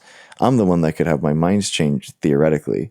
I could have given a couple of examples of how it could be done, but the science is never giving you a positive 100% chance of happening. But I'm on the Dawkins scale. I'm like a 10, because I just don't think that there's any evidence for God. Like I don't think that there's any evidence for leprechauns or unicorns. There's just no explanation for it, and so I don't give it any thought. Yeah, I'm the same way. And the thing about evolution that fascinates me is the fact that we even had like as evolution biologists, there was a moment where we didn't even know like the transition state until I think it was the Tiktaalik or whatever it was, the very random looking salamander thing that they found. But like even we didn't have an explanation or an answer until we found some sort of evidence. And that's what really got me like, okay, evolution is real because, the bone structures are different, slightly changed. But when I talk to creationists, it's like, okay, there is a plan and you're basically a part of this plan. I'm like, okay, how, like, because I'm not even religious, so I'm like, okay, so how am I a part of this grand design? Like, what? Yeah. And is it still happening, or are we just on a break? So that's It the has to be other. like the Nylonase example. It has to be continuing to go. Like if God's on the seventh day Sabbath, like some religions say, then it doesn't make any sense, because new species are being created right now. So that Nylonase is the killer example, because that just existed. Yeah, man. I think it's like one of those. It's one of those things that it's like, it reminds me of like early 2000s internet, and I love it, where you're just like, let's debate like Loch Ness monster, and let's debate atheism and that kind of stuff. And honestly, I would be totally okay if that's where it started and ended and stuff. But the problem is like you got Texas putting Ten Commandments in the schoolroom. You got like evolution not actually being taught in a lot of Republican states. So what happens is a lot of those people that go to school, it's not their fault that they're born in these Republican states.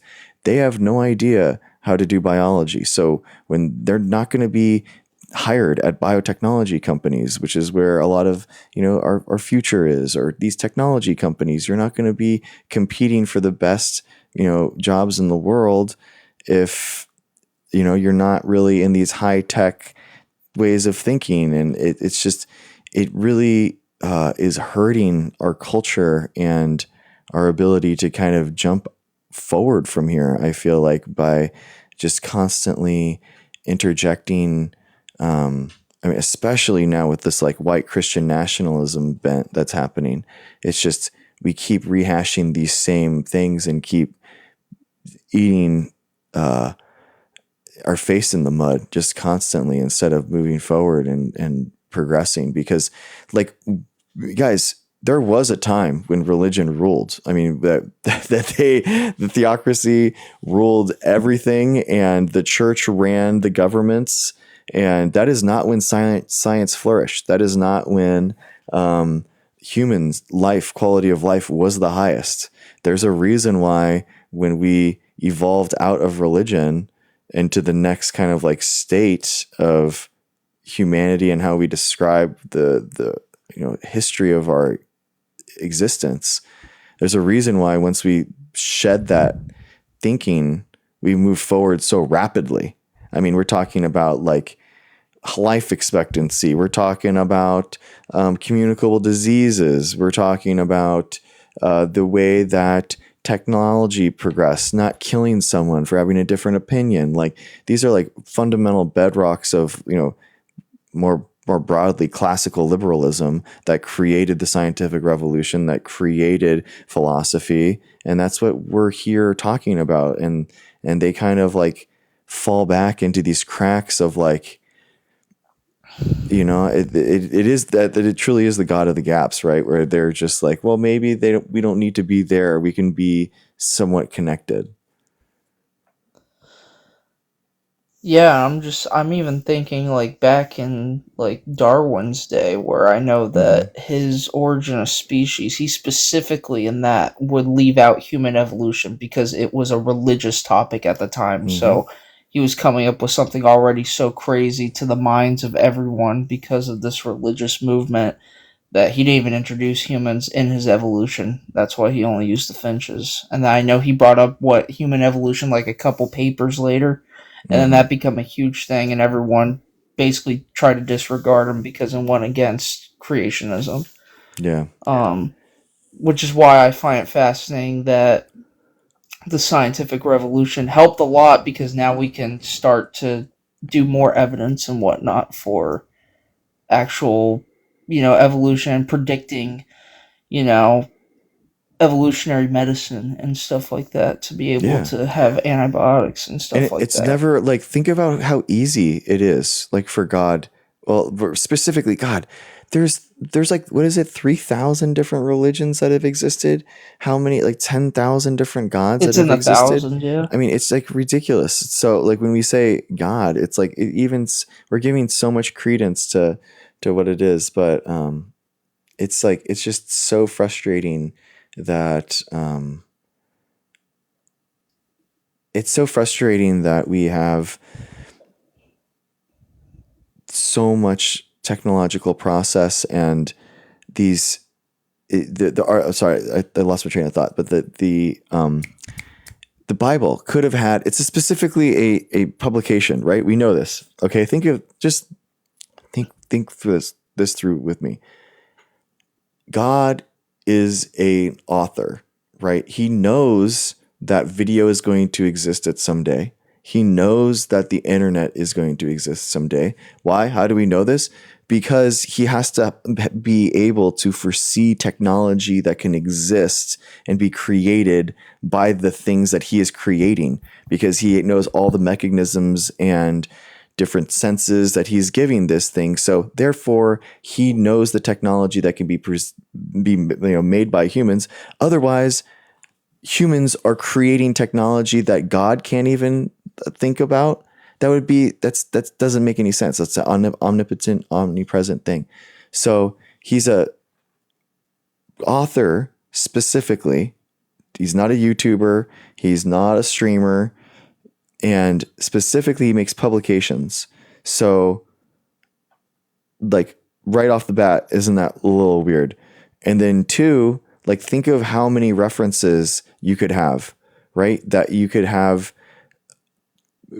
references to spiral staircases, which is the shape of DNA, or you could be talking about ACTs and Gs. You could call it something else, but like maybe there's these two pairs that always go pair off with one another that create some type of like bond that creates something else, or that creates a protein. Yada yada. Wink wink. Like DNA is literally the thing as God that you are writing and into your code book that links plants to humans. You literally have that in the code. God knows about the code, knows about the DNA code, knows that these are similar, and has no distinguishing characteristics in the Bible that would say that these two are related. Like, think about how easy it would be to do that. And it would be a dead ringer, dude. It would be like, oh shit, how did the Bible know about the 23rd amino acid composition of some specific protein in some plant? Like, it would be so easy to explain. You would have but he doesn't do that. And this is the problem, where it comes back to faith, right? In every conversation and everything else, it just comes down to faith, and people will be trapped, or they'll not understand something. And then it's just, you just got to have faith that it exists. And if that's all it is, and you're that type of religious person, I really don't have a problem with you. It's the ones that are like trying to defund science because they don't agree with it, because it doesn't agree with their Bible. It's like the defunding of science education that hinders the next wave. So I've had like 2 beers, and I was smoking. I had a long day, guys. I had a competition. I won a jiu-jitsu match. It was a pretty fun time. There's my medal. All right, Trouble Wobble. You can come in here, bro. Boom. There it is, guys. San Diego Open. Beautiful. The finals was a tough guy. It was a really tough. Okay, EG Rebel. We'll get you both in here, because I'm getting tired. So this is the end here. Thanks, man. So we'll have Trouble Rebel go first, and then Rebel go next. But yeah, what's up, Trouble Rebel? Yeah, I didn't know it was the end, because I wanted to throw you in some rabbit hole, but let's do it. No, it's chill. Honestly, I'm down. Let's do it. You down for it? Sure. Okay. So, what's that? Is that your gi? Oh, sorry, I was on mute. Do you like my gi by chance? I'm bringing it up. Oh, nice, dude. Is that This judo? This is my first ever gi that I trained jiu-jitsu in. Oh, nice, man. It's a little scramble athlete gi. Yeah. Oh, anyway, so I want to do. Yeah, this is my room. It's just a little spin around. That's me. Oh, nice, man. How long have you done jiu-jitsu? Hi. Hi. I've been training for. Here, I'm gonna do this. I've been training for quite a while. Unfortunately, on and off. So I'm probably the longest blue belt holding practitioner that you've ever known. It's chill, man. I'm a white belt. I'm much respect and love. Belts don't mean anything anymore. So don't worry about it. Yeah. But yeah, dude, nice. Well, I'm down to talk more jiu-jitsu and stuff. These are the rest of my gis up here. Yeah. I'm gonna throw a disclaimer. Of course, it's just theories, right? It is just theories, but what I was thinking. Where are we going, dude? Oh my gosh. So I've been working on this for a while. I've been collecting books on it as well. Wait, let me show you guys real quick. That's my science collection. Oh my gosh. Wow. Yeah. So So you're like a numerologist. Sacred geometry, indeed. So what I was thinking about was basically how similar the DNA strands are towards digital coding. And I was starting off with the idea of that we're in a second loop. And this means they left out the part of the lost civilization. What was the name? Civilization that they're now saying didn't exist. Atlantis? Also, but Mesopotamian. Of course. I think they were evolving so fast as we're doing now with technology that every knowledge from the Mesopotamian was stored on computers. So Wow. to wipe out the Mesopotamian region and existence was quite easy, because hit a solar flare or pretend that there was a solar flare and all technology burns out. So that whole time span of Mesopotamia is so far good as gone. And that is where we're heading now. Actually, there are fossils found. I need to search that up on the computer to show you. But there are fossils found that are similar towards our technology now, but then fossilized. Wow. So there is actually proof of this. You can find it yourself as well, which proves that technology that we have now is not technology that is new. Okay.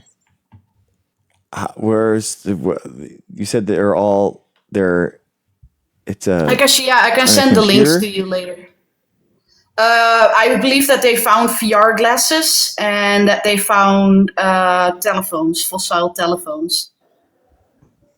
Okay. Man. Well, it's out of my pay grade. Man, this is tough. You're talking a lot of stuff up, but looks like I am. Right. So in the lines of coding, I was thinking in geometry. Aside, we have numbers and we have digits. So where the number 0 is 1 digit, so it's a singularity existence, we call the void. Then when 0 meets 1, when 0 becomes 2 quote-unquote beings or 2 existence, we get the first light, which a lot of people would refer to as the Big Bang. The first light, the first existence, which basically is 2 unmanifested particles interacting with each other, creating a new existence, a new life form. As I had it here, the void unmanifested source empty code. Wow.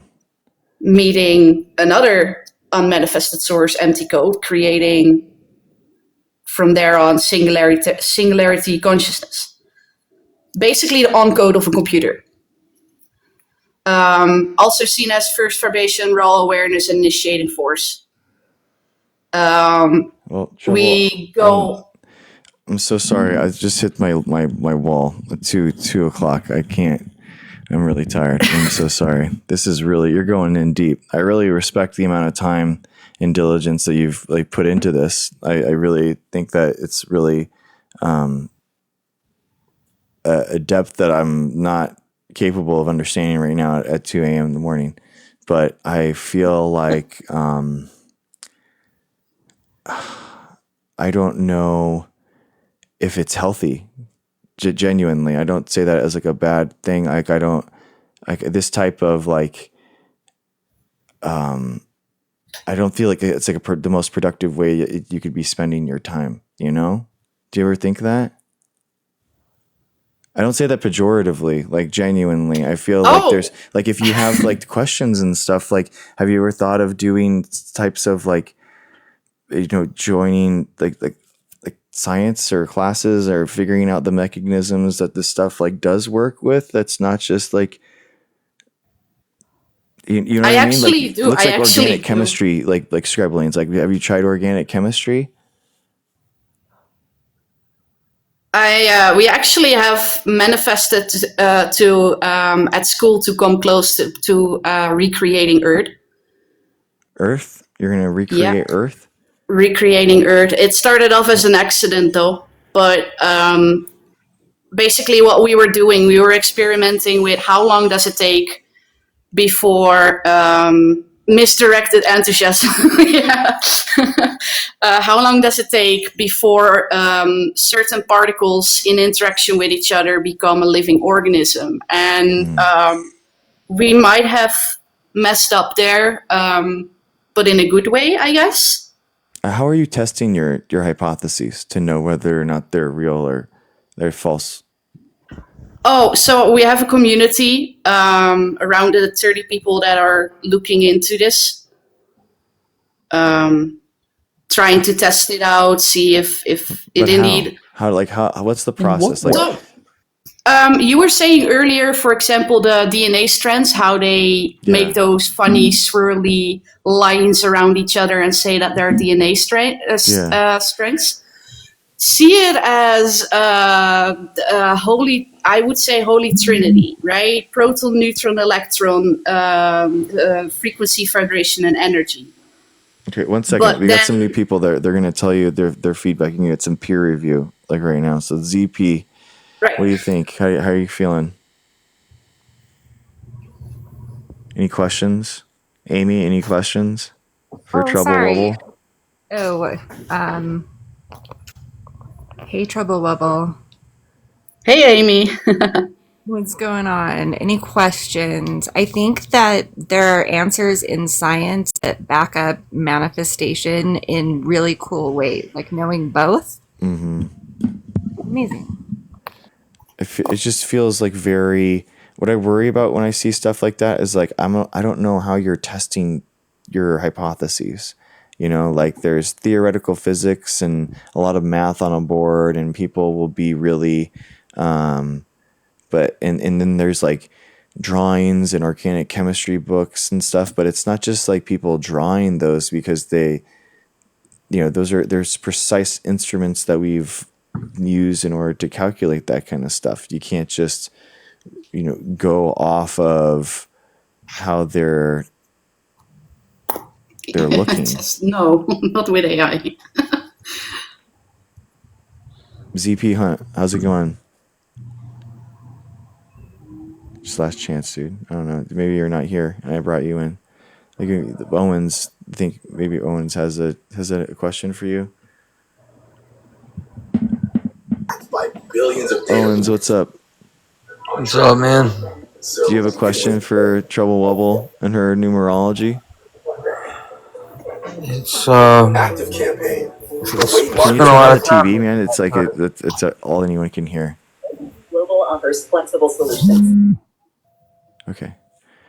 All right, guys. Well, ZP or Amy, do you guys have a question for me? Yeah, what do you believe as far as all of the theories and numerology? I know you like science. I know that you're a doctor, but there's always the known unknowns. Mm-hmm. Do you have any beliefs based on the science you do? No, based on in an esoteric way. Yeah, I'm really boring. I'm just like a materialist, really. I just feel like if there's a natural process to explain it, then I agree with it. You know, because it can be tested. That's the big thing, is that if it can be tested, then we can falsify it, and if we can falsify it, then we can rule it out. And that's so any type. See a Puff Pass. Have a good one. Thanks for joining. Yeah, I'm just kind of boring and stuff. I don't think that there's any type of supernatural like world or anything like that. I mean, I could have my mind changed, like in, you know, but But this had nothing to do with supernatural. This was numerology. yeah, yeah. Which is based. There's just a lot of I can't right now. I'm honestly, if you wanted to do a stream of how people have tested it, I would be really interested in testing seeing the experiments and the data and that kind of stuff. Just not like just it all drawn out. I Right. need to like see something more, just so we can like read something together, versus you I get just it. talking about your notes. But I'd be down to talk about it later. But as a doctor, that there's some things, and especially fuck ups, that you can't show, right? It's like you have things that you're allowed to show, and you have things that you aren't allowed to show. No, And especially with things that are messing up, which weren't supposed to mess up, you are not allowed to show that. I mean, I'm a microbiology PhD. I'm not a physician. So like any type Right. of, like a medical doctor that like makes a mess up or something and doesn't reveal anything because of an insurance thing, or that wouldn't pertain to me necessarily, but I could understand what you were talking about. But there's every financial and personal reasons in order to blow the cover on something like evolution for me, for example. Like I would be the most famous scientist of all time. I would be a multi-millionaire. My entire science career would be made. There's every incentive to quote unquote, like, let it out. So you do believe in evolution or no? Oh yeah, absolutely. I mean, I use it in my lab all the Same. time. Yeah. I mean, it shows in human nature as well. If you take body build and skin color, for example, is according to the environment that people were, or that those groups of people were originally growing up, decided whether the exposure of melanin, for example, created a lighter or darker skin color due to higher or lower amount of melanin exposure. So with the body build, like if you live in for like decades in a rough terrain, right? Your body is going to evolve towards adjusting to that rough terrain you're living in. But do you live on environment that is more flattened or has no hills and stuff like that, then even the temperature and like the amount of moisture in the air, it's like it's all deciding how people would evolve over a certain. You would love school. You would love to go. You would love taking biology. You would love taking physical science. Because you're just. I can't go to school. I have my reasons for that, but yeah. Why? But I think that's an evolution thing. Why couldn't you go to school though? Sorry? Why couldn't you go to school? I fall asleep at random moments, and I can't stop that. So I will. For you, it appears that I'm awake. I will be present, and I will give reactions on you. But I won't react with the things you're asking me. So it's like a narcolepsy thing. I mean, I'm sure people they could like get accommodated. There's online school. Narcolepsy, but narcolepsy you pass out. I don't pass out. I'm being still here. Okay. So that's the difference. Yeah. Do you disassociate? Is that what?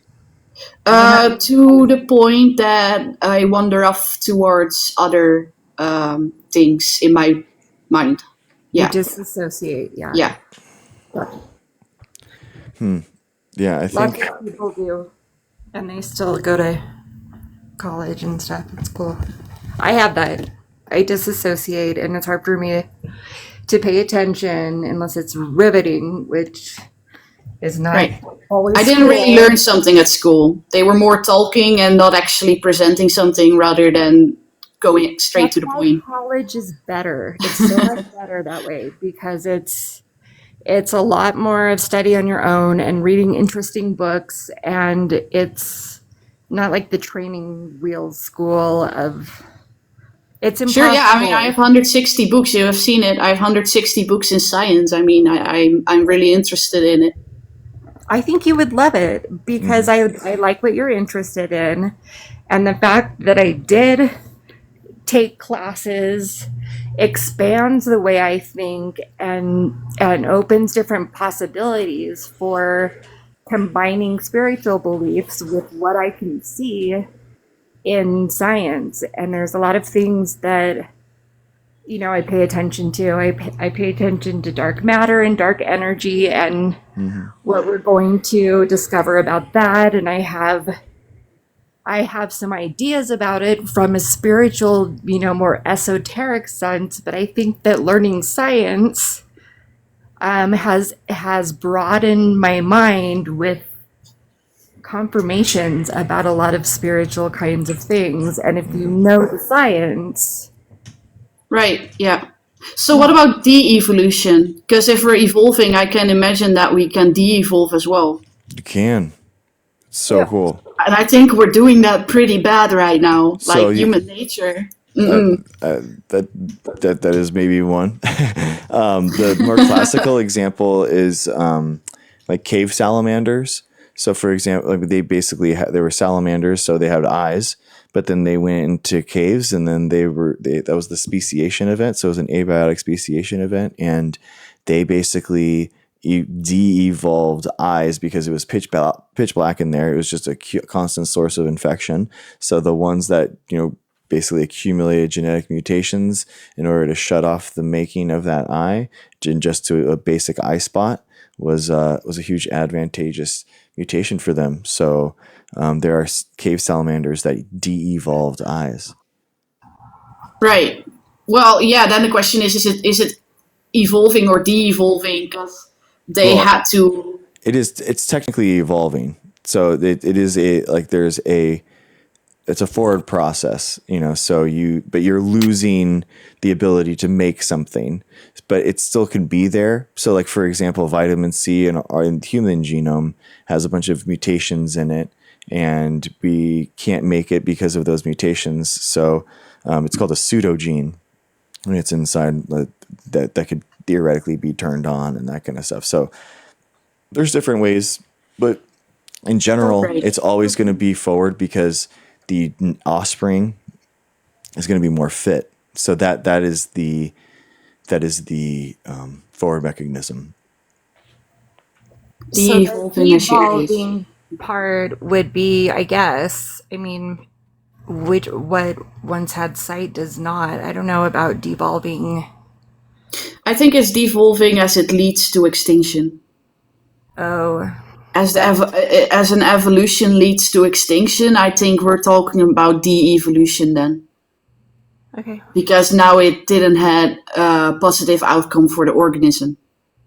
The organism, yeah, we would devolve back to whatever we began as, or if that's not even a thing, I don't know.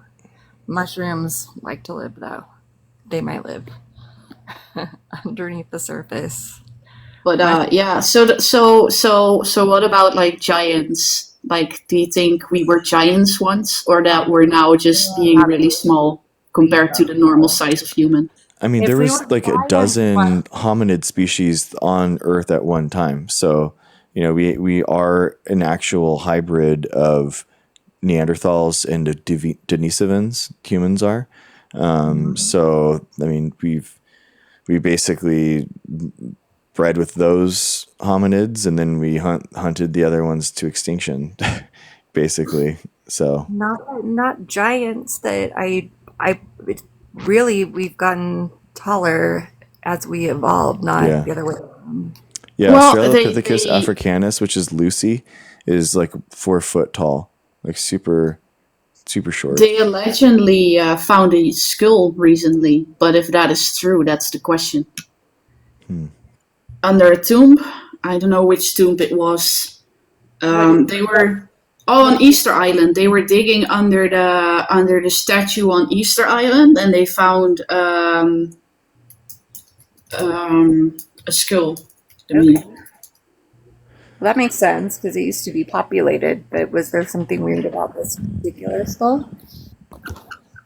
Yeah, let me search it up. All right, well, I think that's a good stopping point. Let's talk about it next week. We can bring the data and stuff and talk about it. I'm just like passing out here. I'm really tired, but thank you so much Let's like I'm genuinely I'm down. Like we can look at the experiments and the reports and data that you got, and we can go forward. It's just I'm done right now. So thank you for joining. Yeah. I appreciate you.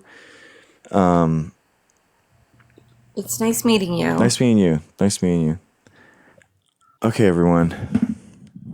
This is my live this week. Thank you for being here. Go do something nice for someone. And also for you, for yourself this week. That one thing that you've been trying to do that you haven't been able to do. The biggest, baddest to-do list thing that's been eaten away, and you know what it is. Let's try to make one step towards that, okay? Let's try to ship it away. We don't have to do the whole thing. We just have to think about it differently, and we need to try to make progress on that big, bad to-do list item, okay? This week, this is going to be the week for you. Be nice to one another and get that big, bad to-do list thing done, or chip away at it. All right. Thank you, everyone. I'll see you next week. I think I'm going to do my live probably like Friday, Saturday night, and then we'll do it all again. So we got show notes here if you're interested in like what we talked about. All the primary literature is always on my my threads. I have show notes for the day, and you can join along there, and then. Or follow me, get the latest one, and then I'll put the show notes up for next week, and I'll start adding stuff in. If you want to start adding things in, like the guests that we just had, Trouble Wubble, if you want to join that thread and like start putting the stuff in there, we can, like the reports and stuff, we can link it. That'd be awesome. So thank you for the gifts and everything. I appreciate it. It's not why I'm here. I appreciate you, though. Thank you, Ashley. You're very nice. It really means a lot to me that you support me financially and put money towards this. When you don't need to, you can donate. That's always good, too. So, all right. I'll see you. Have a good one, everyone. Bye.